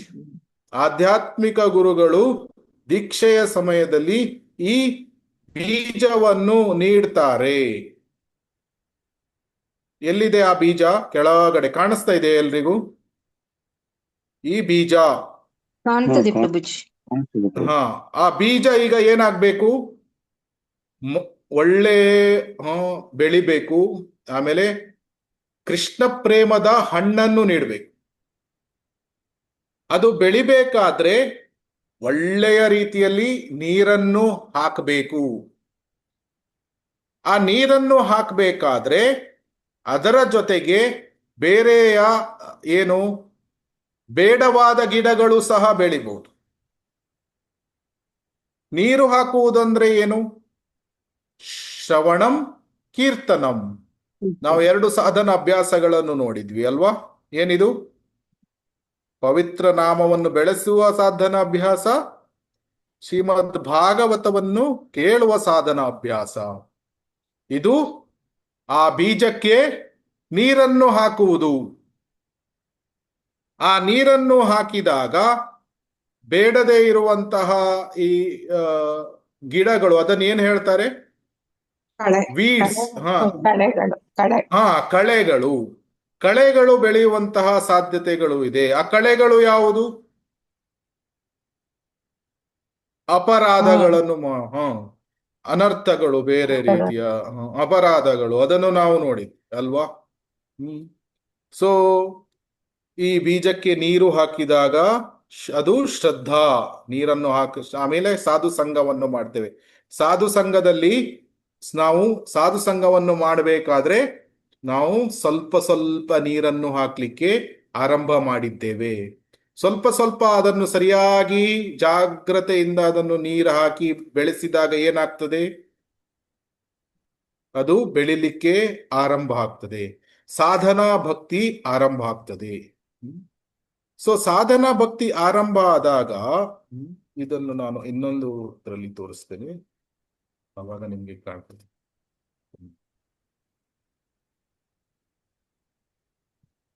ನಾವು ಹಿಂದಿನ ಕ್ಲಾಸಲ್ಲಿ ಏನ್ ನೋಡಿದ್ವಿ? ಕ್ಲೇಶ ಅಗ್ನಿ. ಕ್ಲೇಶಗಳು ಯಾವುದು? 5 ರೀತಿಯ ಕ್ಲೇಶಗಳು ಯಾವುದು?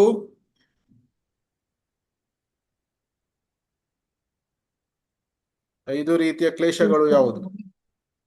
ಅವಿದ್ಯಾ, ಅಸ್ಮಿತಾ, ಅಸ್ಮಿತಾ, ರಾಗ, ದ್ವೇಷ ಮತ್ತು ಅಭಿನಿವೇಶ. ಇದು 5 ಕಡಿಮೆ ಆಗ್ತಾ ಬರ್ತದೆ. ಮೃತ್ಯುವಿನ ಭಯ ಕಡಿಮೆ ಆಗ್ತದೆ. ಬೇಡದೇ ಇರುವಂತ ಅನ್ನೆಸೆಸರಿ ಅಟ್ಯಾಚ್ಮೆಂಟ್ಗಳು, ಫ್ಯಾಮಿಲಿಯ ಜೊತೆ ಇರಬಹುದು, ಬೇಡದೇ ಇರುವಂತ, ಬೇಕಾಗಿರುವಂತದಲ್ಲ, ಅನ್ನೆಸೆಸರಿಲಿ. ಅಥವಾ ದ್ವೇಷ, ಬೇರೆಯವರನ್ನು ದ್ವೇಷಿಸುವುದು, ಇದೆಲ್ಲ ಕಡಿಮೆ ಆಗ್ತಾ ಬರ್ತದೆ. ಮಿಥ್ಯ ಅಹಂಕಾರ ಕಡಿಮೆ ಆಗ್ತದೆ. ನಮ್ಮ ಅವಿದ್ಯೆ ಕೂಡ ಕಡಿಮೆ ಆಗ್ತದೆ. ಕೃಷ್ಣನ ಬಗ್ಗೆ ಜ್ಞಾನ ಜಾಸ್ತಿ ಆಗ್ತದೆ. ಇದು ಕ್ಲೇಶಾಗ್ನಿ. ಶುಭದ ಅಂದ್ರೆ ಯಾವುದು? ಯಾವ ರೀತಿಯ ಕ್ವಾಲಿಟೀಸ್ಗಳು ಬೆಳೀತದೆ?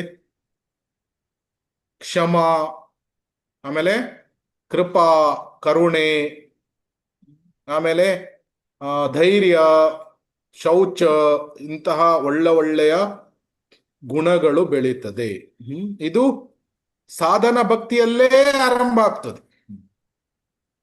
ಭಜನ ಕ್ರಿಯೆಯಲ್ಲಿ 6 ರೀತಿಯ ಲಕ್ಷಣಗಳು ಯಾವುದು? ಉತ್ಸಾಹಮಯಿ, ಉತ್ಸಾಹಮಯಿ, ಘನತರಲ, ವ್ಯೂಢ ವಿಕಲ್ಪ, ವಿಷಯ ಸಂಗರ, ನಿಯಮಾಕ್ಷಮ, ತರಂಗರಂಗಿನಿ. ಈಗ ನಾವು ಭಜನ ಕ್ರಿಯೆ ತನಕ ನಾವು ನೋಡಿದ್ವಿ. ಅದರ ನೆಕ್ಸ್ಟ್ ಸ್ಟೆಪ್ ಯಾವುದು? ಅನರ್ಥ ನಿವೃತ್ತಿ. ಅನರ್ಥ ನಿವೃತ್ತಿ ನಾವು ಲಾಸ್ಟ್ ಕ್ಲಾಸಸ್ಗಳಲ್ಲಿ ನೋಡಿದ್ವಿ. ಅನರ್ಥ ನಿವೃತ್ತಿಯಲ್ಲಿ 4 ತರಹದ ಅನರ್ಥಗಳು ಇರ್ತದೆ. ಇದೆಲ್ಲ ಲಿಂಕ್, ಇದಕ್ಕೆ ಲಿಂಕ್ ಇದೆ. ಅಂದ್ರೆ ಇದು ನಾವು ಮೇಲಿನ ಸ್ತರಗಳಿಗೆ ಹೋದ ಹಾಗೆ ಕೆಳಗಿನ ಸ್ತರಗಳು ಕೂಡ ಅದರಲ್ಲಿ ಮೇಲಿನ ಸ್ತರಗಳಲ್ಲಿ ಇರ್ತದೆ. ಅಂದ್ರೆ ಈಗ ಅನರ್ಥ ನಿವೃತ್ತಿ ಆಗ್ಬೇಕಾದ್ರೆ ನಮ್ಮ ಶ್ರದ್ಧೆ ಜಾಸ್ತಿ ಆಗ್ತದೆ, ಸಾಧು ಸಂಘ ಕೂಡ ಒಳ್ಳೇದಾಗ್ತದೆ, ಭಜನೆ ತುಂಬಾ ಒಳ್ಳೆ ರೀತಿಯಲ್ಲಿ ಮಾಡ್ತೇವೆ, ಅನರ್ಥ ನಿವೃತ್ತಿ ಕೂಡ ಆಗ್ತದೆ.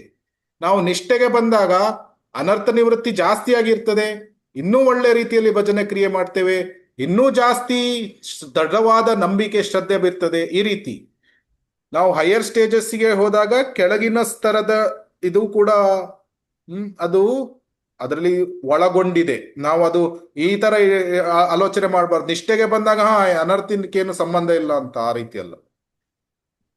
ಆದ್ರಿಂದ ಅನರ್ಥ ನಿವೃತ್ತಿಗೆ ಬಂದಾಗ 4 ರೀತಿಯ ಅನರ್ಥಗಳು ಇದೆ.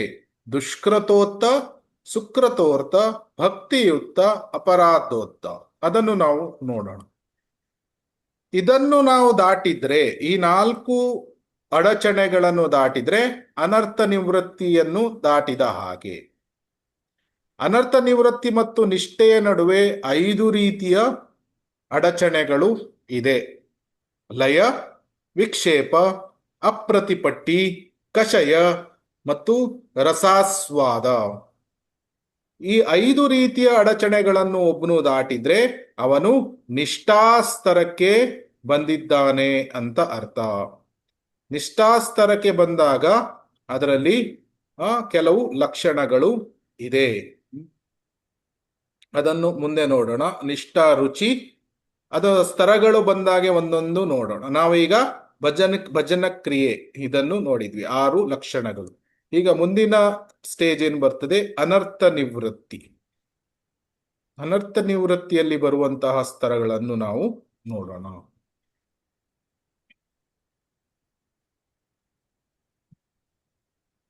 ಅನರ್ಥ ಅಂದ್ರೆ ಏನು? ಅರ್ಥ ಅಂದ್ರೆ ಕೃಷ್ಣ ಅಥವಾ ಕೃಷ್ಣನಿಗೆ ಸಂಬಂಧಪಟ್ಟಂತಹ ವಿಷಯಗಳು ಎಲ್ಲ ಅರ್ಥವನ್ನು ಹೊಂದಿರುವಂಥದ್ದು. ಯಾಕಂದ್ರೆ ಅರ್ಥವತ್ತಾದು. ಅರ್ಥ ಅಂದ್ರೆ ಏನು? ಅರ್ಥ ಅಂದ್ರೆ ಗೊತ್ತು ನಮ್ಗೆ ಅಲ್ವಾ? ಅರ್ಥ ಅಂದ್ರೆ ಅದಕ್ಕೆ ಏನೋ ಒಂದು ಮೀನಿಂಗ್ ಇದೆ. ಅನರ್ಥ ಅಂದ್ರೆ ಏನು? ಕೃಷ್ಣನಿಗೆ ಹೊರತಾಗಿ ಹಾ ಬೇರೆ ಕೆಲಸ ಯಾವುದನ್ನಾದರೂ ಮಾಡುವುದು. ಹಾ ಕೃಷ್ಣನಿಗೆ ಹೊರತಾಗಿ, ಕೃಷ್ಣನಿಗೆ ಹೊರತಾಗಿ ಯಾವುದೇ ಕೆಲಸಗಳು ಅದಕ್ಕೆಲ್ಲ ಅರ್ಥವಿಲ್ಲದ್ದು ಅಂತ ಅರ್ಥ. ಅನರ್ಥ. ಇದೆಲ್ಲ ನಮಗೆ ಬೇಡದೇ ಇರುವಂತಹ ವಿಷಯ, ಭಕ್ತಿ ಸೇವೆಯಲ್ಲಿ ಅನಗತ್ಯವಾದ ವಿಷಯಗಳು. ಅನರ್ಥ ನಿವೃತ್ತಿ ಅಂದ್ರೇನು? ಭಕ್ತಿ ಸೇವೆಯಗೆ ಅನಗತ್ಯ ವಿಷಯಗಳನ್ನು ತ್ಯಜಿಸುವುದೇ ಅನರ್ಥ ನಿವೃತ್ತಿ. ಎಲ್ಲ ಬೇಡದೇ ಇರುವಂತಹ ಎಷ್ಟೊಂದು ವಿಷಯಗಳು ಹೃದಯದಲ್ಲಿ ತುಂಬಿದೆ. ಯಾವ ಯಾವ ವಿಷಯಗಳು ತುಂಬಿದೆ ಹೃದಯದಲ್ಲಿ ಭಕ್ತಿಗೆ ಬೇಡದೇ ಇರುವಂತದ್ದು? ದ್ವೇಷ, ಕಾಮ, ಅಸೂಯೆ, ಕ್ರೋಧ. ಕಾಮ, ಹಾ ಕ್ರೋಧ, ಲೋಭ, ಹಾ ಮೋಹ, ಮಾತ್ಸರ್ಯ, ಮೋಹ, ಅಹಂಕಾರ. ಅಹಂಕಾರ, ಮದ ಎಲ್ಲ ಇದೆ, ಬೇಡದೇ ಇರುವಂತಹ ಅದೇ ವಿಷಯಗಳು. ನಮಸ್ಕಾರ. ಹ್ಮ್ ಮಿಥ್ಯಹಂಕಾರಗಳು. ಇದನ್ನೆಲ್ಲ ಅನರ್ಥ ಅಂತ ಹೇಳ್ತಾರೆ. ಇದು ಆಕ್ಚುಲಿ ಈ ಅನರ್ಥಗಳು ಯಾವುದರಿಂದ ಬರ್ತದೆ? ಇದನ್ನು ನಾಲ್ಕು ವಿಂಗಡಣೆಗಳನ್ನಾಗಿ ನಾವು ಮಾಡಬಹುದು. ನಾಲ್ಕು ರೀತಿಯಲ್ಲಿ. ಏನು ಅಂದ್ರೆ, ಈ ರೀತಿಯ ಕಾಮಗಳು ಅಥವಾ ಕ್ರೋಧಗಳು ಇದು ನಮ್ಮ ಹಿಂದಿನ ಜನ್ಮದಲ್ಲಿ ಅಥವಾ ಈ ಜನ್ಮದಲ್ಲಿ ಮಾಡಿರುವಂತಹ ಪಾಪ ಕಾರ್ಯಗಳಿಂದ ಬಂದಂತಹ ಇಂತಹ ಅನರ್ಥಗಳು. ಇದನ್ನು ದುಷ್ಕೃತೋಕ್ತ ಅನರ್ಥ ಅಂತ ಹೇಳುತ್ತೆ. ಪಾಪ ಕಾರ್ಯಗಳನ್ನು ಮಾಡಿರುವುದರಿಂದ ಬಂದಂತಹ ಅನರ್ಥಗಳು. ಅಥವಾ ಕೆಲವು ಅನರ್ಥಗಳು ಸುಕೃತೋಕ್ತ ಅನರ್ಥಗಳು, ಅಂದ್ರೆ ಪುಣ್ಯ ಕಾರ್ಯಗಳಿಂದ ಬಂದಂತಹ ಅನರ್ಥಗಳು ಸಹ ಇರ್ತದೆ. ನಮ್ಗೀಗ ಆಶ್ಚರ್ಯವಾಗುವುದು, ಪ್ರಭುಜಿಗಳೇ ನೀವು ಪಾಪ ಕಾರ್ಯಗಳಿಂದ ಬಂದಂತಹ ಅನರ್ಥಗಳು ಅಂತ ಹೇಳಿದ್ರೆ ನಮ್ಗೆ ಅರ್ಥ ಆಗ್ತದೆ, ಪುಣ್ಯ ಕಾರ್ಯಗಳಿಂದನೂ ಸಹ ಅನರ್ಥಗಳು ಬರ್ತದ? ಅದು ಏನು ನೋಡೋಣ. ನಾವು ನೋಡಿದ್ದೇವೆ, ಮತ್ತೆ ಇದನ್ನು ನೋಡೋಣ. ಅಪರಾಧೋತ್ತ ಅಂದ್ರೆ ಏನು? ಹಿಂದಿನ ಜನ್ಮಗಳಲ್ಲಿ ಅಥವಾ ಈ ಜನ್ಮಗಳಲ್ಲಿ ಎಷ್ಟೊಂದು ಅಪರಾಧಗಳಿಂದ ಮಗಳನ್ನು ಮಾಡಿದ್ದೇವೆ, ಅದರಿಂದ ಸಹ ಈ ಬೇಡದೇ ಇರುವಂತಹ ಕಾಮ ಕ್ರೋಧ ಎಲ್ಲ ಬರ್ತದೆ. ಅಪರಾಧಗಳನ್ನು ಮಾಡಿರುವುದರಿಂದ ಇಂಥ ಕಾಮ ಕ್ರೋಧ ಎಲ್ಲ ಇಂಥ ವಿಷಯಗಳು ಬರ್ತದೆ. ಅಪರಾಧೋತ್ತ. ಆಮೇಲೆ ಭಕ್ತಿಯುಕ್ತ ಅನರ್ಥಗಳು. ಭಕ್ತಿಯುಕ್ತ ಅನರ್ಥ, ಭಕ್ತಿಯಿಂದನೂ ಅನರ್ಥಗಳು ಬರ್ತದ? ಭಕ್ತಿಯಿಂದ ಮಾಡುವುದರಿಂದ ಅನರ್ಥಗಳು ಬರ್ತದ? ಅದು ಭಕ್ತಿಯನ್ನು ಮಾಡುವುದರಿಂದ ಬಂದಂತಹ ಅನರ್ಥಗಳು ಯಾವುದು? ದುಷ್ಕೃತೋತ್ತ ಅನರ್ಥಗಳು ಅಂದ್ರೆ ಯಾವುದು? ಭಕ್ತಿಯುತ ಅನರ್ಥ ಅಂದ್ರೆ ನಾನು ಅಷ್ಟು ಹಂಗ್ ಭಕ್ತಿ ಮಾಡ್ತಾ ಇದ್ದೀನಿ, ನನ್ನಷ್ಟು ಭಕ್ತಿ ಮಾಡೋರು ಯಾರು ಇಲ್ಲ, ಆತರ ಹೌದು, ಅದು ಒಂದು ಅದನ್ನು ನೋಡೋಣ. ಮೊದಲು ನಾವು ಏನ್ ನೋಡೋಣ? ದುಷ್ಕೃತೋತ್ತ ನೋಡೋಣ. ದುಷ್ಕೃತೋತ್ತ ಯಾವುದು? ಹಿಂದೆ ಮಾಡಿದಂತಹ ಪಾಪ ಕಾರ್ಯಗಳಿಂದ ಏನೇನೋ ದುಃಖಗಳು ಬರ್ತದೆ. ಇದೆಲ್ಲ ಭಕ್ತಿಗೆ ಅಡಚಣೆಗಳು, ಇದು ಅನರ್ಥಗಳು, ಬೇಡದೇ ಇರುವಂತ ವಿಷಯಗಳು. ಯಾವುದು? ಏನೋ ಪಾಪ ಕಾರ್ಯಗಳನ್ನು ಮಾಡಿದ್ದೆ, ಏನೋ ದೊಡ್ಡ ಪ್ರಾಬ್ಲಮ್ಗಳನ್ನು ಮಾಡಿದ್ದೆ, ಏನೋ ಪಾಪ ಕಾರ್ಯಗಳನ್ನು ಮಾಡಿದ್ದೆ, ಈ ಜನ್ಮದಲ್ಲಿ ನಮ್ಗೆ ಏನು ದೊಡ್ಡ ಕೋರ್ಟ್ ಕೇಸಲ್ಲಿ ಸಿಕ್ಕಾಕೊಂಡ್ಬಿಟ್ಟು, ಆವಾಗ ಏನಾಗ್ತದೆ? ನಂದು ಭಕ್ತಿಯಲ್ಲಿ ನನಗೆ ಕ್ರೋಧ ಬರ್ತದೆ, ಅಯ್ಯೋ ಕೋರ್ಟ್ ಕೇಸ್, ಸಿಟ್ಟು ಬರ್ತದೆ, ಇಂಥ ಅನರ್ಥಗಳು ಬರ್ತದೆ. ಇದೆಲ್ಲ ದುಷ್ಕೃತೋತ್ತ ಅನರ್ಥಗಳು. ಏನು ಹಿಂದಿನ ಪಾಪ ಕಾರ್ಯ ಮಾಡಿದಾಗ ಏನೋ ಒಂದು ಫಲ ಸಿಗ್ತಾ ಇದೆ, ಅದರಿಂದ ಹುಟ್ಟಿದಂತಹ ಬೇಡದ ಅನರ್ಥಗಳು. ಏನು? ಕ್ರೋಧ ಬರ್ತದೆ, ಜಾಸ್ತಿ ಇಲ್ಯೂಷನ್, ಕ್ರೋಧ ಬಂದಾಗ ನಮ್ಗೆ ಸ್ಮೃತಿ ವಿಭ್ರಮ, ಈ ರೀತಿಯ ವಿಷಯಗಳು ಆಗ್ತದೆ, ಅನರ್ಥಗಳು ಆಗ್ತದೆ. ಇದು ದುಷ್ಕೃತೋತ್ತ ಅನರ್ಥಗಳು. ಸುಕೃತೋತ್ತ ಅನರ್ಥಗಳು ಯಾವುದು?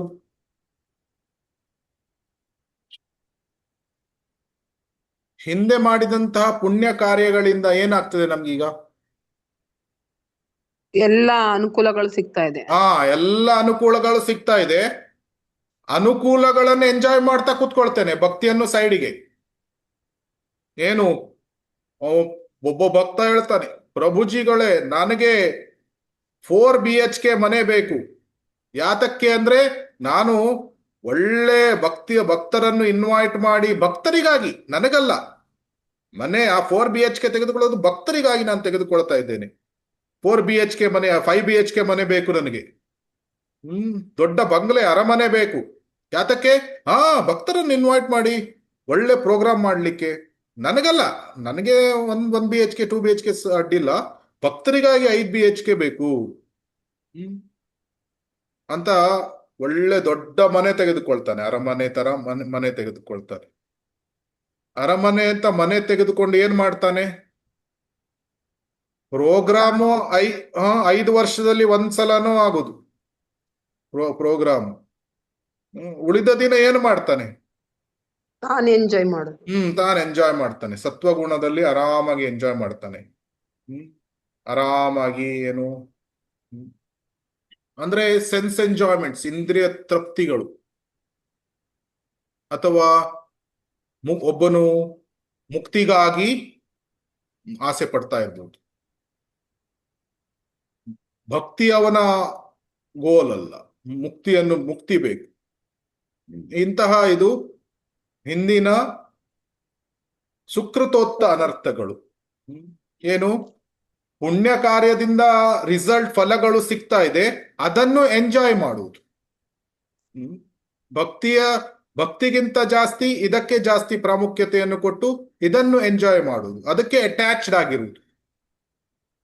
ಒಂದು ವಿಷಯ ನೆನ್ಪಿಟ್ಕೊಳ್ಬೇಕು, ದೊಡ್ಡ ಅರಮನೆಯನ್ನು ಹೊಂದಿರುವುದು ತಪ್ಪಲ್ಲ, ಆದ್ರೆ ಅದಕ್ಕೆ ಅನ್ನೆಸೆಸರಿ ಅಟ್ಯಾಚ್ಮೆಂಟ್ಗಳು ಇರಬಾರ್ದು.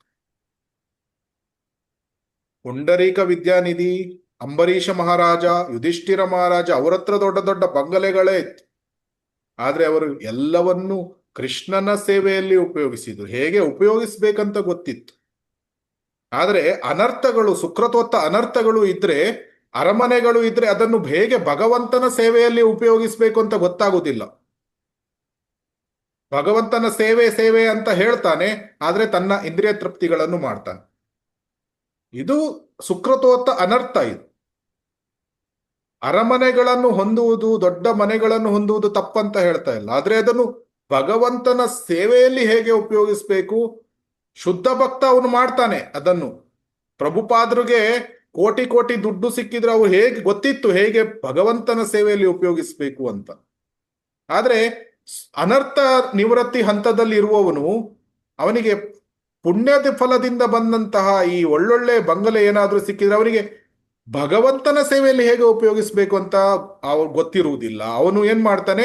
ಇಂದ್ರಿಯ ತೃಪ್ತಿಗಳನ್ನು ಮಾಡ್ತಾನೆ.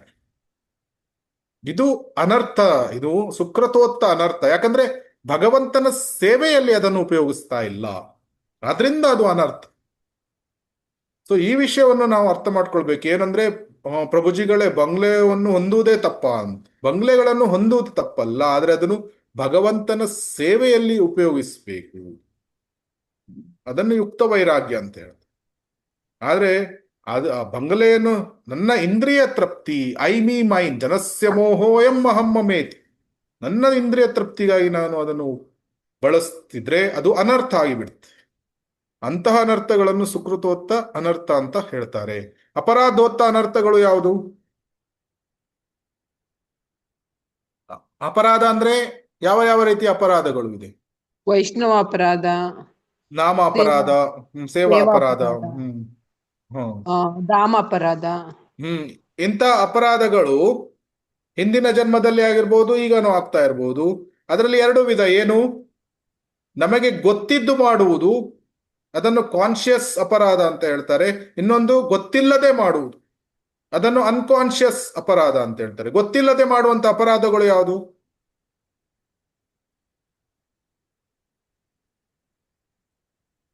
ಗೊತ್ತಿಲ್ಲದೆ ಮಾಡುವಂತ ಅಪರಾಧಗಳು ಉದಾಹರಣೆಗೆ ಸ್ವಲ್ಪ ಕೆಲವೊಮ್ಮೆ ಇನ್ಅಟೆಂಟಿವ್ ಚಾಂಟಿಂಗ್ಗಳು ಆಗ್ಬಹುದು.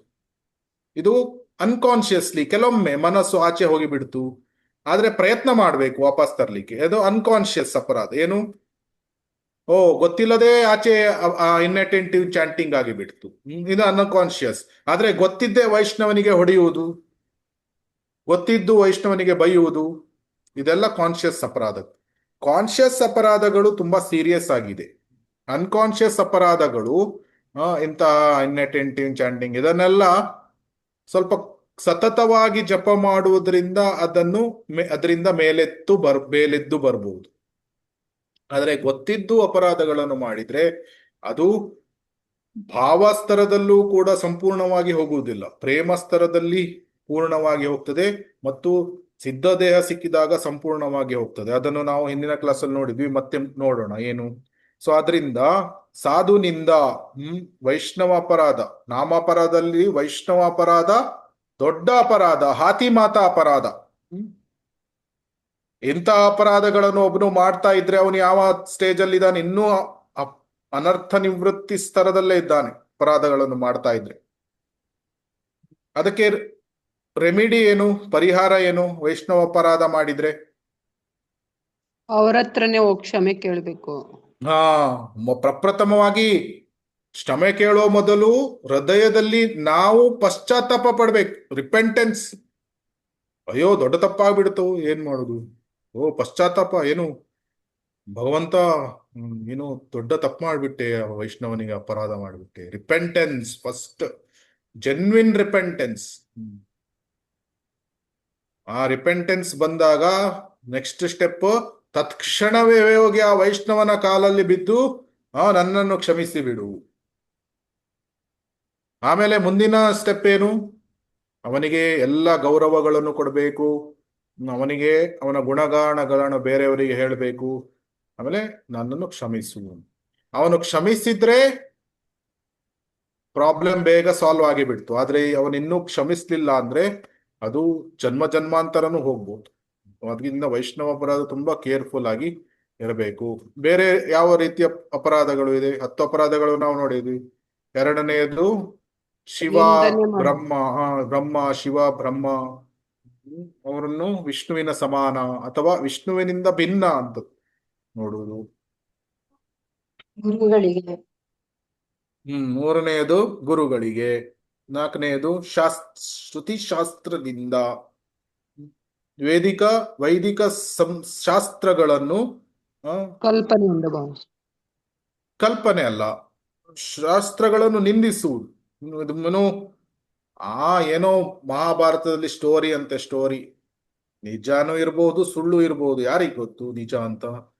ಏನೋ ಹೇಳ್ತಾರೆ ಅಂತ ಕೆಲವರು ಹೇಳ್ತಾರೆ ಈ ರೀತಿ. ಅಥವಾ ಕೆಲವರು ಕರ್ಮಕಾಂಡಗಳನ್ನು ನಿಂದನೆ ಮಾಡ್ತಾರೆ. ಕರ್ಮಕಾಂಡ, ನಾವೆಲ್ಲ ಭಕ್ತರು, ಕರ್ಮಕಾಂಡ ಅಂತ ಕರ್ಮಕಾಂಡ, ಜ್ಞಾನಕಾಂಡ ಅಂತ ಜ್ಞಾನಕಾಂಡ. ಈ ರೀತಿ ನಿಂದನೆಗಳನ್ನು ಮಾಡಬಾರ್ದು. ಯಾಕಂದ್ರೆ ಕರ್ಮಕಾಂಡ ಇರಲಿ ಜ್ಞಾನಕಾಂಡ ಇರಲಿ ಅದು ಶಾಸ್ತ್ರ, ವೇದಗಳಲ್ಲೇ ಬರ್ತದೆ, ವೇದಶಾಸ್ತ್ರಗಳು. ಅದಕ್ಕೆ ರೆಸ್ಪೆಕ್ಟ್, ಗೌರವಗಳನ್ನು ಕೊಡಬೇಕು. ಏನು ಬೇರೆಯವರು ಏನೋ ಒಂದು ವಾದಗಳನ್ನು ಮಾಡಿದ್ರೆ ರೆಸ್ಪೆಕ್ಟ್ ಗಳನ್ನು ಕೊಡಬೇಕು. ಯಾಕಂದ್ರೆ ಉಪನಿಷತ್ಸ್ಗಳಲ್ಲಿ ಕೆಲವು ಸಮಯದಲ್ಲಿ ಇಂಪರ್ಸನಲ್, ನಿರಾಕಾರ ವಾದವನ್ನು ಹೇಳಿರಬಹುದು. ಆದರೆ ಅದಕ್ಕೆ ಅದು ಜ್ಞಾನಕಾಂಡ, ಅದು ಶಾಸ್ತ್ರಗಳು, ವೇದಶಾಸ್ತ್ರಗಳು, ಅದಕ್ಕೆ ಗೌರವವನ್ನು ಕೊಡಬೇಕು. ಅದಕ್ಕೆ ವೈಷ್ಣವ ರೀತಿಯಲ್ಲಿ ನಾವು ನಮ್ಮ ಟಿಪ್ಪಣಿಗಳನ್ನು ಕೊಡ್ತೇವೆ, ಆದರೆ ಅದನ್ನು ನಿಂದನೆಗಳನ್ನು ನಾವು ಮಾಡುವುದಿಲ್ಲ. ಅದರಿಂದ ಶ್ರುತಿ ಅದು ವೇದಗಳು ಭಗವಂತನಿಂದ ಬಂದಂತಹ ಜ್ಞಾನ. ಅದರಿಂದ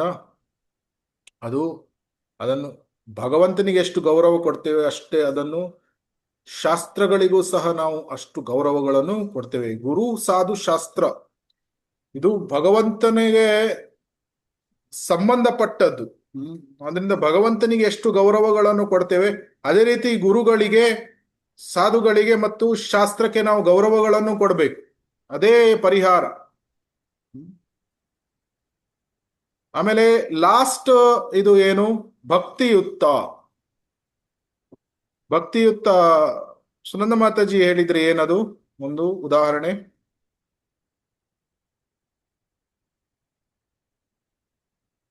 ಏನೋ ಹೇಳಿದ್ರಿ ನೀವು. ಅದೇ ಶಾಸ್ತ್ರಗಳನ್ನು ಇದು ಕಲ್ಪನೆ ಎಂದು ಭಾವಿಸುವುದು ಒಂದಿದೆ. ಅಲ್ಲ, ಇದು ಭಕ್ತಿಯ ಉತ್ತ ಅಪರಾಧಗಳು ಏನು? ಅಹಂಕಾರಗಳು, ಮಿಥ್ಯ ಅಹಂಕಾರ. ಏನು? ನಾನು ದೊಡ್ಡ ಭಕ್ತ. ಹಾ ನಾನ್ ನಾನು ದೊಡ್ಡ ದೊಡ್ಡ ಭಕ್ತ ಹಾ ಅಂತ. ಹ್ಮ್ ನಾನು ದೊಡ್ಡ ಭಕ್ತ, ಎಲ್ಲರೂ ನನಗೆ ಗೌರವಗಳನ್ನು ಕೊಡಬೇಕು. ನಾನು ಏನು ಭಕ್ತಿಯಲ್ಲಿ ಇಷ್ಟು ವರ್ಷ ಇದ್ದೇನೆ, ಗೊತ್ತಾಗೋದಿಲ್ವಾ ನಿಮಗೆ? ಯಾಕೆ ನೀವು ಗೌರವಗಳನ್ನು ಕೊಡುವುದಿಲ್ಲ ನಮಗೆ? ಇದು ಪೂಜಾ ಲಾಭ ಪ್ರತಿಷ್ಠಾ ಅಥವಾ ಭಕ್ತಿಯಿಂದ ಕೆಲವೊಮ್ಮೆ ಲಾಭ, ಭೌತಿಕ ಲಾಭಗಳು ಸಿಗ್ತದೆ. ಏನು? ಯಾರೋ ಒಬ್ರು ಆ ಒಳ್ಳೆ ಲ್ಯಾಪ್ಟಾಪ್ ಅನ್ನು ಡೊನೇಟ್ ಮಾಡಬಹುದು. ಅವರು ದೇವಸ್ಥಾನಕ್ಕೆ ಅಂತ ಡೊನೇಟ್ ಮಾಡಿರ್ತಾರೆ, ಅಥವಾ ಒಂದು ಒಳ್ಳೆ ಇನೋವಾ ಕಾರನ್ನು ಡೊನೇಟ್ ಮಾಡಿದ್ರು ಅಂತ ಇಟ್ಕೊಳ್ಳೋಣ. ಆ ಇನೋವಾ ಕಾರನ್ನು ಇಟ್ಕೊಂಡು ನಾನು ಗಮ್ಮತ್ ಮಾಡುವುದು. ಇದು ಭಕ್ತಿಯಿಂದ ಹೇಗೆ ನಾವು ಅನರ್ಥಗಳು ಹುಟ್ಟುತ್ತದೆ ಅಂದ್ರೆ ಇಂಥ ಅನರ್ಥಗಳು. ಏನು? ಇನೋವಾ ಕಾರನ್ನು ದೇವಸ್ಥಾನದ ಸೇವೆಗಾಗಿ ಡೊನೇಟ್ ಮಾಡಿರ್ತಾರೆ, ಆದ್ರೆ ಆ ಇನೋವಾ ಕಾರನ್ನು ನನ್ನ ಇಂದ್ರಿಯ ತೃಪ್ತಿಗೆ ಎಂಜಾಯ್ ಮಾಡು, ಅಲ್ಲಿ ನನ್ನ ಪರ್ಸನಲ್ ಫ್ಯಾಮಿಲಿ ಲೈಫಿಗೆ ಯೂಸ್ ಮಾಡುವುದು, ಅಥವಾ ದೇವಸ್ಥಾನದ ದುಡ್ಡನ್ನು ನನ್ನ ಫ್ಯಾಮಿಲಿಯ ಎಕ್ಸ್ಪೆನ್ಸಸ್ಗಳಿಗೆ ಯೂಸ್ ಮಾಡುವುದು. ಇಂಥದ್ದೆಲ್ಲ ಏನು? ಇದು ಭಕ್ತಿಯುಕ್ತ ಅನರ್ಥಗಳು. ಏನು? ಭಕ್ತಿಯಿಂದ ಕೆಲವೊಮ್ಮೆ ನಾವು ಭಕ್ತಿ ವರ್ಷ ಲೀಡರ್ ಆದ್ವಿ, ಟೆಂಪಲ್ ಪ್ರೆಸಿಡೆಂಟ್ಗಳಾದ್ವಿ, ಅದರಿಂದ ಏನು ಗೌರವಗಳು ಬರ್ತದೆ. ಆ ಗೌರವಗಳನ್ನು ಎಂಜಾಯ್ ಮಾಡುವುದು. ಏನು? ಓ, ನನಗೆ ಎಲ್ಲರೂ ಗೌರವಗಳನ್ನು ಕೊಡ್ತಾ ಇದ್ದಾರೆ, ಎಲ್ಲರೂ ಜೈ ಜೈಕಾರ ಆಗ್ತಾ ಇದೆ, ಐ ವಿಲ್ ಎಂಜಾಯ್ ದ್ಯಾಟ್. ಅದನ್ನು ನಾನು ಎಂಜಾಯ್ ಮಾಡ್ತೀನಿ.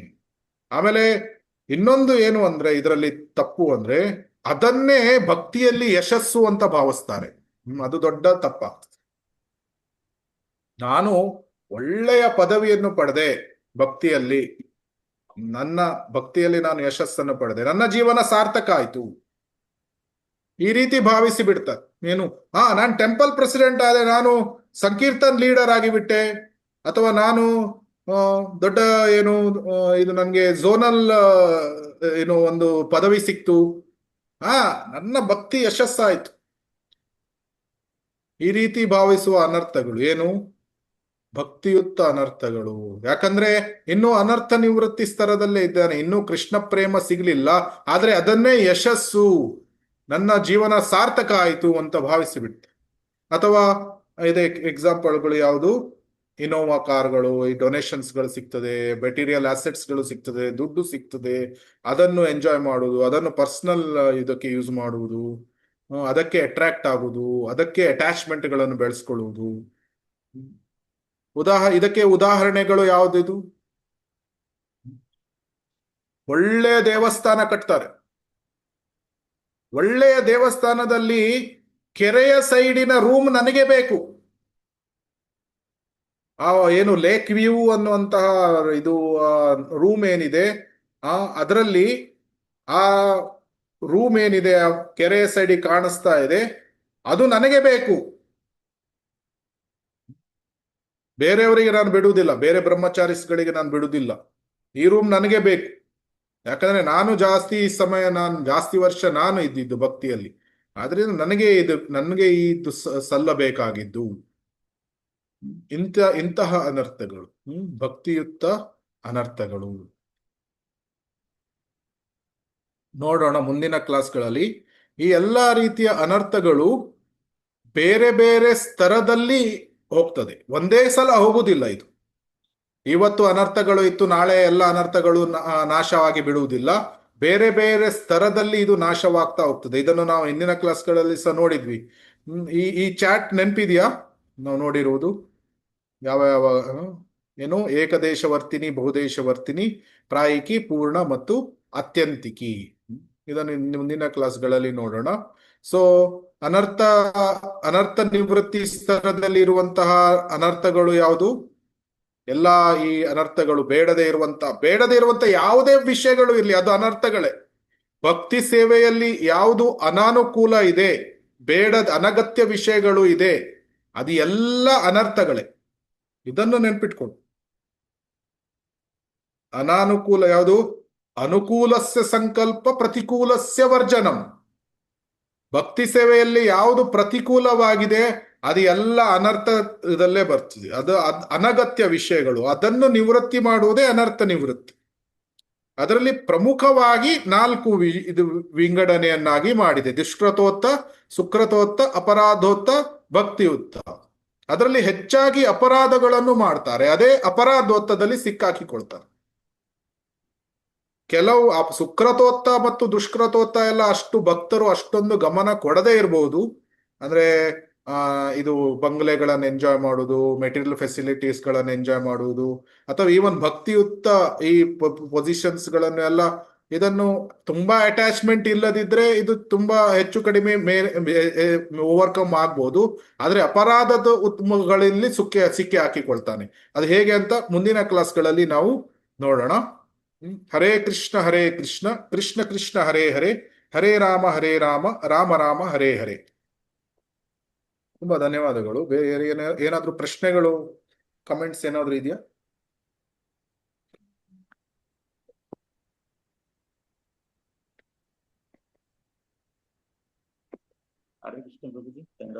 ಅನರ್ಥ ನಿವೃತ್ತಿನೇ ನಾವು ಕಳ್ಕೊಳ್ಳೋದು ತುಂಬಾ ಕಷ್ಟ ಆಗಿದೆ ಅಂತ ಅನ್ಸುತ್ತೆ ಪ್ರಭುಜಿ. ಹಾ, ಅದಕ್ಕೆ ಇಲ್ಲಿ ಅದೇ ತುಂಬಾ ದೊಡ್ಡ ದೊಡ್ಡ ಸ್ತರ ಯಾವುದು, ತುಂಬಾ ಕಷ್ಟಕರ, ಈ 9 ಸ್ತರದಲ್ಲಿ ತುಂಬಾ ಕಷ್ಟಕರ ಯಾವುದು? ಅನರ್ಥ ನಿವೃತ್ತಿ. ಹಾ, ತುಂಬಾ ಕಷ್ಟಕರ ಅನರ್ಥ ನಿವೃತ್ತಿ.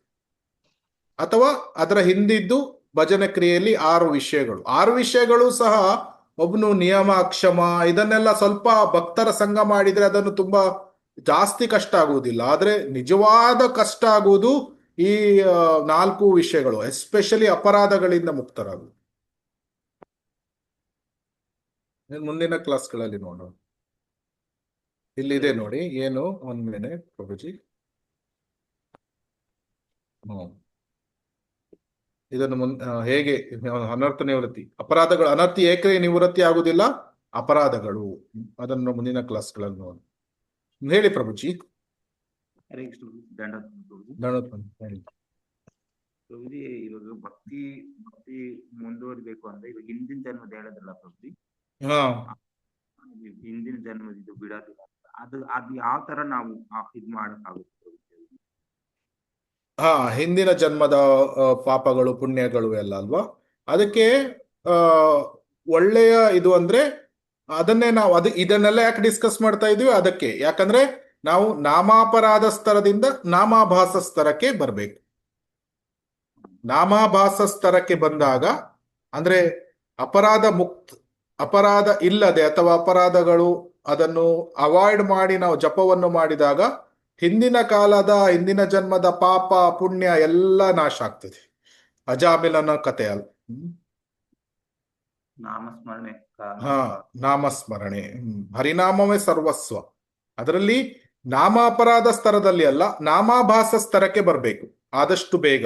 ಆವಾಗ ಎಲ್ಲ ಹಿಂದಿನ ಜನ್ಮದ ಇದು ನಾಶ ಆಗ್ತದೆ. ಮುಂದಿನ ಕ್ಲಾಸಲ್ಲಿ ಅದನ್ನೇ ಕವರ್ ಮಾಡ್ತಾ ಇದ್ದೀವಿ. ಇಲ್ಲಿ ನೋಡಿ, ಏನು ಇಲ್ಲಿ ದುಷ್ಕೃತೋತ್ತ ಸುಕೃತೋತ್ತ ಭಕ್ತಿಯುತ್ತ ಅಪರಾಧೋತ್ತ. ಇದರಲ್ಲಿ ಹೆಚ್ಚಿನದ್ದು ದುಷ್ಕೃತೋತ್ತ ಸುಕೃತೋತ್ತ ಭಕ್ತಿಯುತ್ತ. ಅನರ್ಥ ನಿವೃತ್ತಿ ಮುಗಿದ ತಕ್ಷಣನೇ ನಾವು ಅದರಿಂದ ಮುಕ್ತರಾಗಿ ಬಿಡ್ತೇವೆ. ಪೂರ್ಣ ನಿಷ್ಠೆಗೆ ಬರುತ್ತರೊಳಗೆ ನಾವು ಎಲ್ಲ ಮುಕ್ತರಾಗಿ ಬಿಡ್ತೇವೆ. ಕೇವಲ ಅಪರಾಧದ್ದು ಮಾತ್ರ ಪ್ರೇಮ ತನಕ ನಮ್ಗೆ ಅದು ಕಾಡಿಸ್ತಾ ಇರ್ತದೆ. ನಿಷ್ಠೆಯಲ್ಲಿ ನಾವು ಸಂಪೂರ್ಣ ಆಲ್ಮೋಸ್ಟ್ ಈ 3ರಿಂದ ಮುಕ್ತರಾಗಿ ಬಿಡ್ತೇವೆ, 3 ಅನರ್ಥಗಳಿಂದ. ಕೇವಲ ಅಪರಾಧೋತ್ತ ಅನರ್ಥಗಳು ಪ್ರೇಮದ ತನಕ ನಮ್ಗೆ ಕಾಡ್ತಾ ಇದೆ. ಅದನ್ನು ಮುಂದಿನ ಕ್ಲಾಸ್ಗಳಲ್ಲಿ ನೋಡೋಣ. ನಾವು ನೋಡಿದ್ದೇವೆ ಇದನ್ನು ಹಿಂದಿನ ಕ್ಲಾಸಲ್ಲಿ, ಮತ್ತೆ ಅದನ್ನು ರಿಪೀಟ್ ಮಾಡೋಣ. ಅರ್ಥ ಆಯ್ತಲ್ಲ ಪ್ರಭುಜಿ? ಹಿಂದಿನ ಜನ್ಮದ ಮತ್ತು ಈ ಜನ್ಮದ ಪಾಪ ಪುಣ್ಯ ಇದೆಲ್ಲ ನಾಮಾಭಾಸ. ಒಂದು ನಾಮ ಸಾಕು. ನಾಮಾಭಾಸದ ಒಂದು ನಾಮ. ಅಜಾಮಿಲ ಏನು ಹೇಳಿದ? ನಾರಾಯಣ ಒಂದೇ ಹೆಸರು. ನಾಮಾಭಾಸ ಒಂದೇ ಹೆಸರು. ಅದು ಅವನು ಯಾರಿಗೆ ಕರೆದಿದ್ದು? ಕೃಷ್ಣನಿಗೆ, ನಾರಾಯಣನಿಗೆ ಕರೆದಿದ್ದಲ್ಲ, ತನ್ನ ಮಗನಿಗೆ ಕರೆದ. ಅದು ಒಂದು ನಾಮಾಭಾಸ. ಅವನ ಆ ಪ್ರಾಸ್ಟಿಟ್ಯೂಟ್ ವೈಶ್ಯ ಜೊತೆ ಎಷ್ಟು ಪಾಪಗಳನ್ನು ಮಾಡಿದ ಹಿಂದಿನ ಜನ್ಮ ಎಲ್ಲ ಪಾಪ ನಾಶ ಆಯ್ತು.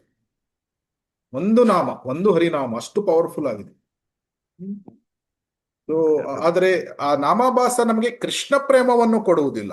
ಎಲ್ಲ ಪಾಪ ಪುಣ್ಯಗಳು ನಾಶ ಆಗ್ತದೆ, ಭಕ್ತಿಯುಕ್ತ ಅನರ್ಥಗಳು ಸಹ ತುಂಬಾ ಹೋಗ್ಬೋದು.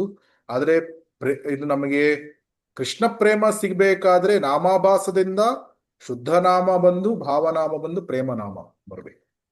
ಸೊ ಅದನ್ನೇ journey, that is a journey.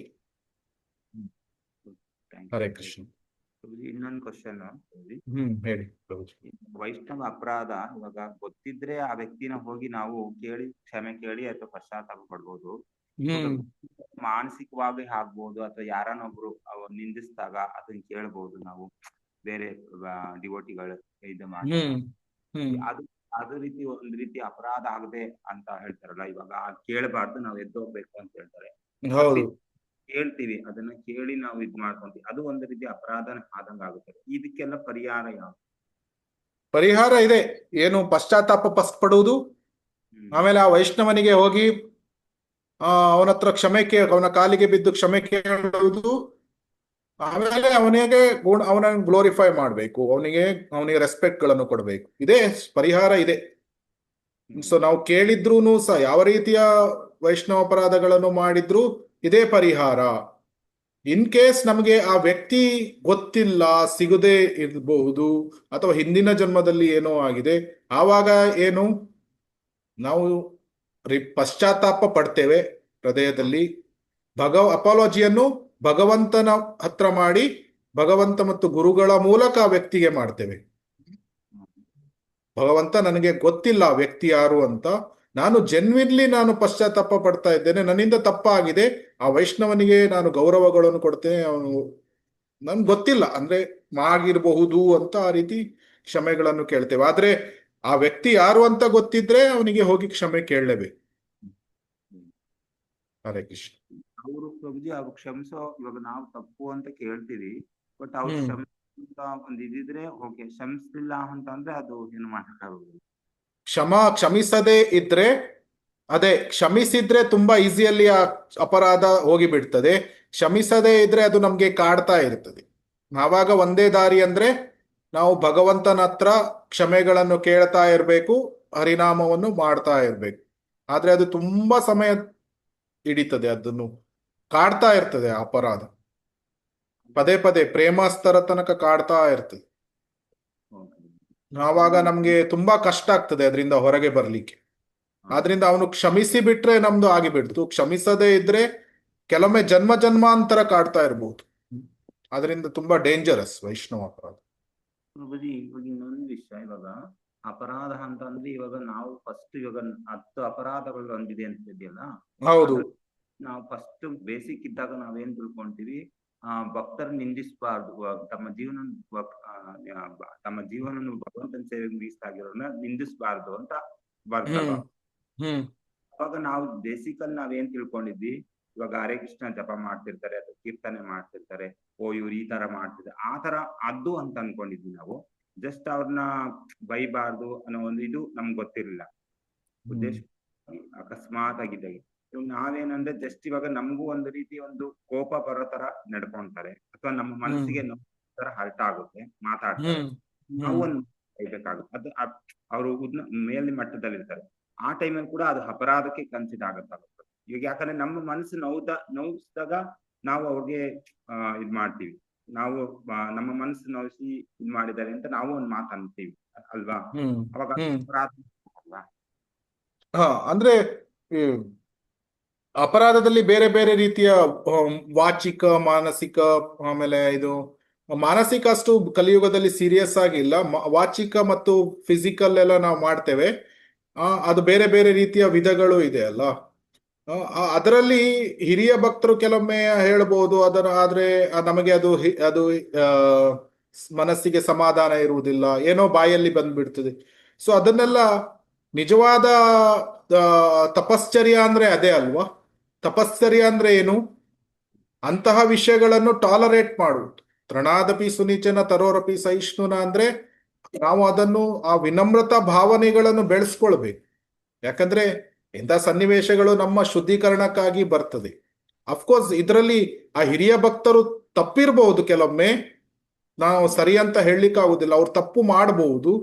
ಆದ್ರೆ ನಮ್ಮ ಅಪ್ರೋಚ್ ಹೇಗೆ ಇರ್ತದಂದ್ರೆ ನಾವು ಅದನ್ನು ವಿನಮ್ರತಾ ಭಾವನೆಯಿಂದ ಸ್ವೀಕಾರ ಮಾಡ್ತೇವೆ. ಅದು ನನ್ನ ಶುದ್ಧೀಕರಣಕ್ಕಾಗಿ ಇದೆ, ಅದನ್ನು ನಾನು ಸಹನೆ ಮಾಡಬೇಕು. ಏನೋ ನನ್ನ ಹಿಂದಿನ ಜನ್ಮದಲ್ಲಿ ಏನೋ ಪಾಪನೋ ಏನೋ ಮಾಡಿದ್ದೆ, ಅದಕ್ಕೆ ಈ ರೀತಿ ಆ ಭಕ್ತರು ನನ್ನ ಜೊತೆ ವರ್ತನೆಯನ್ನು ಮಾಡ್ತಾ ಇದ್ದಾರೆ, ನಾನು ಸಹನೆಯನ್ನು ಮಾಡಬೇಕು. ಬೈಲಿಕ್ಕೆ ಹೋಗ್ಬಾರ್ದು. ವೈಷ್ಣವ ಎಟಿಕೆಟ್ಸ್ ಗಳನ್ನು ಮೇಂಟೈನ್ ಮಾಡಬೇಕು. ವೈಷ್ಣವ ಅಪರಾಧಗಳನ್ನು ಮಾಡಲಿಕ್ಕೆ ಹೋಗ್ಬಾರ್ದು.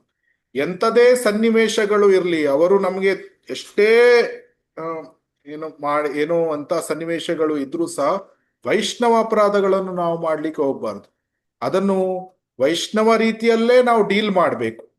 ನಮಗೇನು ಸ್ವಲ್ಪ ಸರಿಯಾಗಿ ಅವ್ರ ವರ್ತನೆಗಳನ್ನು ಮಾಡ್ತಾ ಇಲ್ಲ, ನಮ್ಮ ಅಥಾರಿಟೀಸ್ಗಳಿಗೆ ಹೇಳಬೇಕು. ನಮ್ಮ ಶಿಕ್ಷಾ ಗುರುಗಳಿಗೆ, ನಮ್ಮ ದೀಕ್ಷಾ ಗುರುಗಳಿಗೆ ಹೋಗಿ ಕಂಪ್ಲೇಂಟ್ ಮಾಡಬಹುದು. ಅವ್ರ ರೀತಿ ವರ್ತನೆಗಳನ್ನು ಮಾಡ್ತಾ ಇದ್ದಾರೆ, ನಾನೇನ್ ಮಾಡಬೇಕು ಅವರಿಗೆ, ಅಥವಾ ಅವರ ಭಕ್ತರಿರ್ತಾರೆ ಅವರ ಅಥಾರಿಟೀಸ್ಗಳಿಗೆ ಹೋಗಿ ಹೇಳ್ಬೋದು, ನೋಡಿ ಪ್ರಭುಜಿ ಅವರು ಈ ರೀತಿ ಮಾಡ್ತಾ ಇದ್ದಾರೆ, ವರ್ತನೆ ಸರಿಯಲ್ಲ. ಈ ರೀತಿ ಅದನ್ನು ವೈಷ್ಣವ ರೀತಿಯಲ್ಲೇ ಡೀಲ್ ಮಾಡಬೇಕೇ ಹೊರತು ನನಗೆ ಅಧಿಕಾರ ಇದೆ ಅವರಿಗೆ ಬೈಲಿಕ್ಕೆ, ಅವರಿಗೆ ಹೊಡಿಲಿಕ್ಕೆ, ಈ ರೀತಿ ಮಾಡಬಾರ್ದು. ಅದನ್ನು ವೈಷ್ಣವ ರೀತಿಯಲ್ಲೇ ಸಾಲ್ವ್ ಮಾಡಬೇಕು. ಧನ್ಯವಾದ. ಧನ್ಯವಾದ. ಹರೇ ಕೃಷ್ಣ.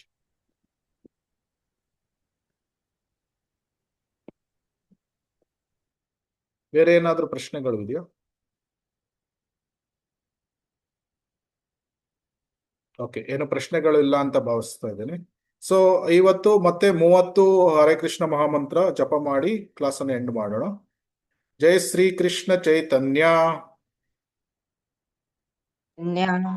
ಪ್ರಭು ನಿತ್ಯಾನಂದ ಪ್ರಭು ನಿತ್ಯಾನಂದ ಶ್ರೀ ಅದ್ವೈತ ಗದಾಧರ ಶ್ರೀ ಅದ್ವೈತ ಗದಾಧರ ಶ್ರೀವಾಸಾದಿ ಗೌರ ಭಕ್ತವರಿಂದ ಶ್ರೀವಾಸಾದಿ ಗೌರ ಭಕ್ತವೃಂದ. ಹರೇ ಕೃಷ್ಣ ಕೃಷ್ಣ ಕೃಷ್ಣ ಹರೇ ಹರೇ, ಹರೇ ರಾಮ ರಾಮ ರಾಮ ಹರೇ ಹರೇ, ಹರೇ ಕೃಷ್ಣ ಕೃಷ್ಣ ಕೃಷ್ಣ ಹರೇ ಹರೇ, ಹರೇ ರಾಮ ರಾಮ ರಾಮ ಹರೇ ಹರೇ, ಹರೇ ಕೃಷ್ಣ ಕೃಷ್ಣ ಕೃಷ್ಣ ಹರೇ ಹರೇ, ಹರೇ ರಾಮ ರಾಮ ರಾಮ ಹರೇ ಹರೇ, ಹರೇ ಕೃಷ್ಣ ಕೃಷ್ಣ ಕೃಷ್ಣ ಹರೇ ಹರೇ, ಹರೇ ರಾಮ ರಾಮ ರಾಮ ಹರೇ ಹರೇ, ಹರೇ ಕೃಷ್ಣ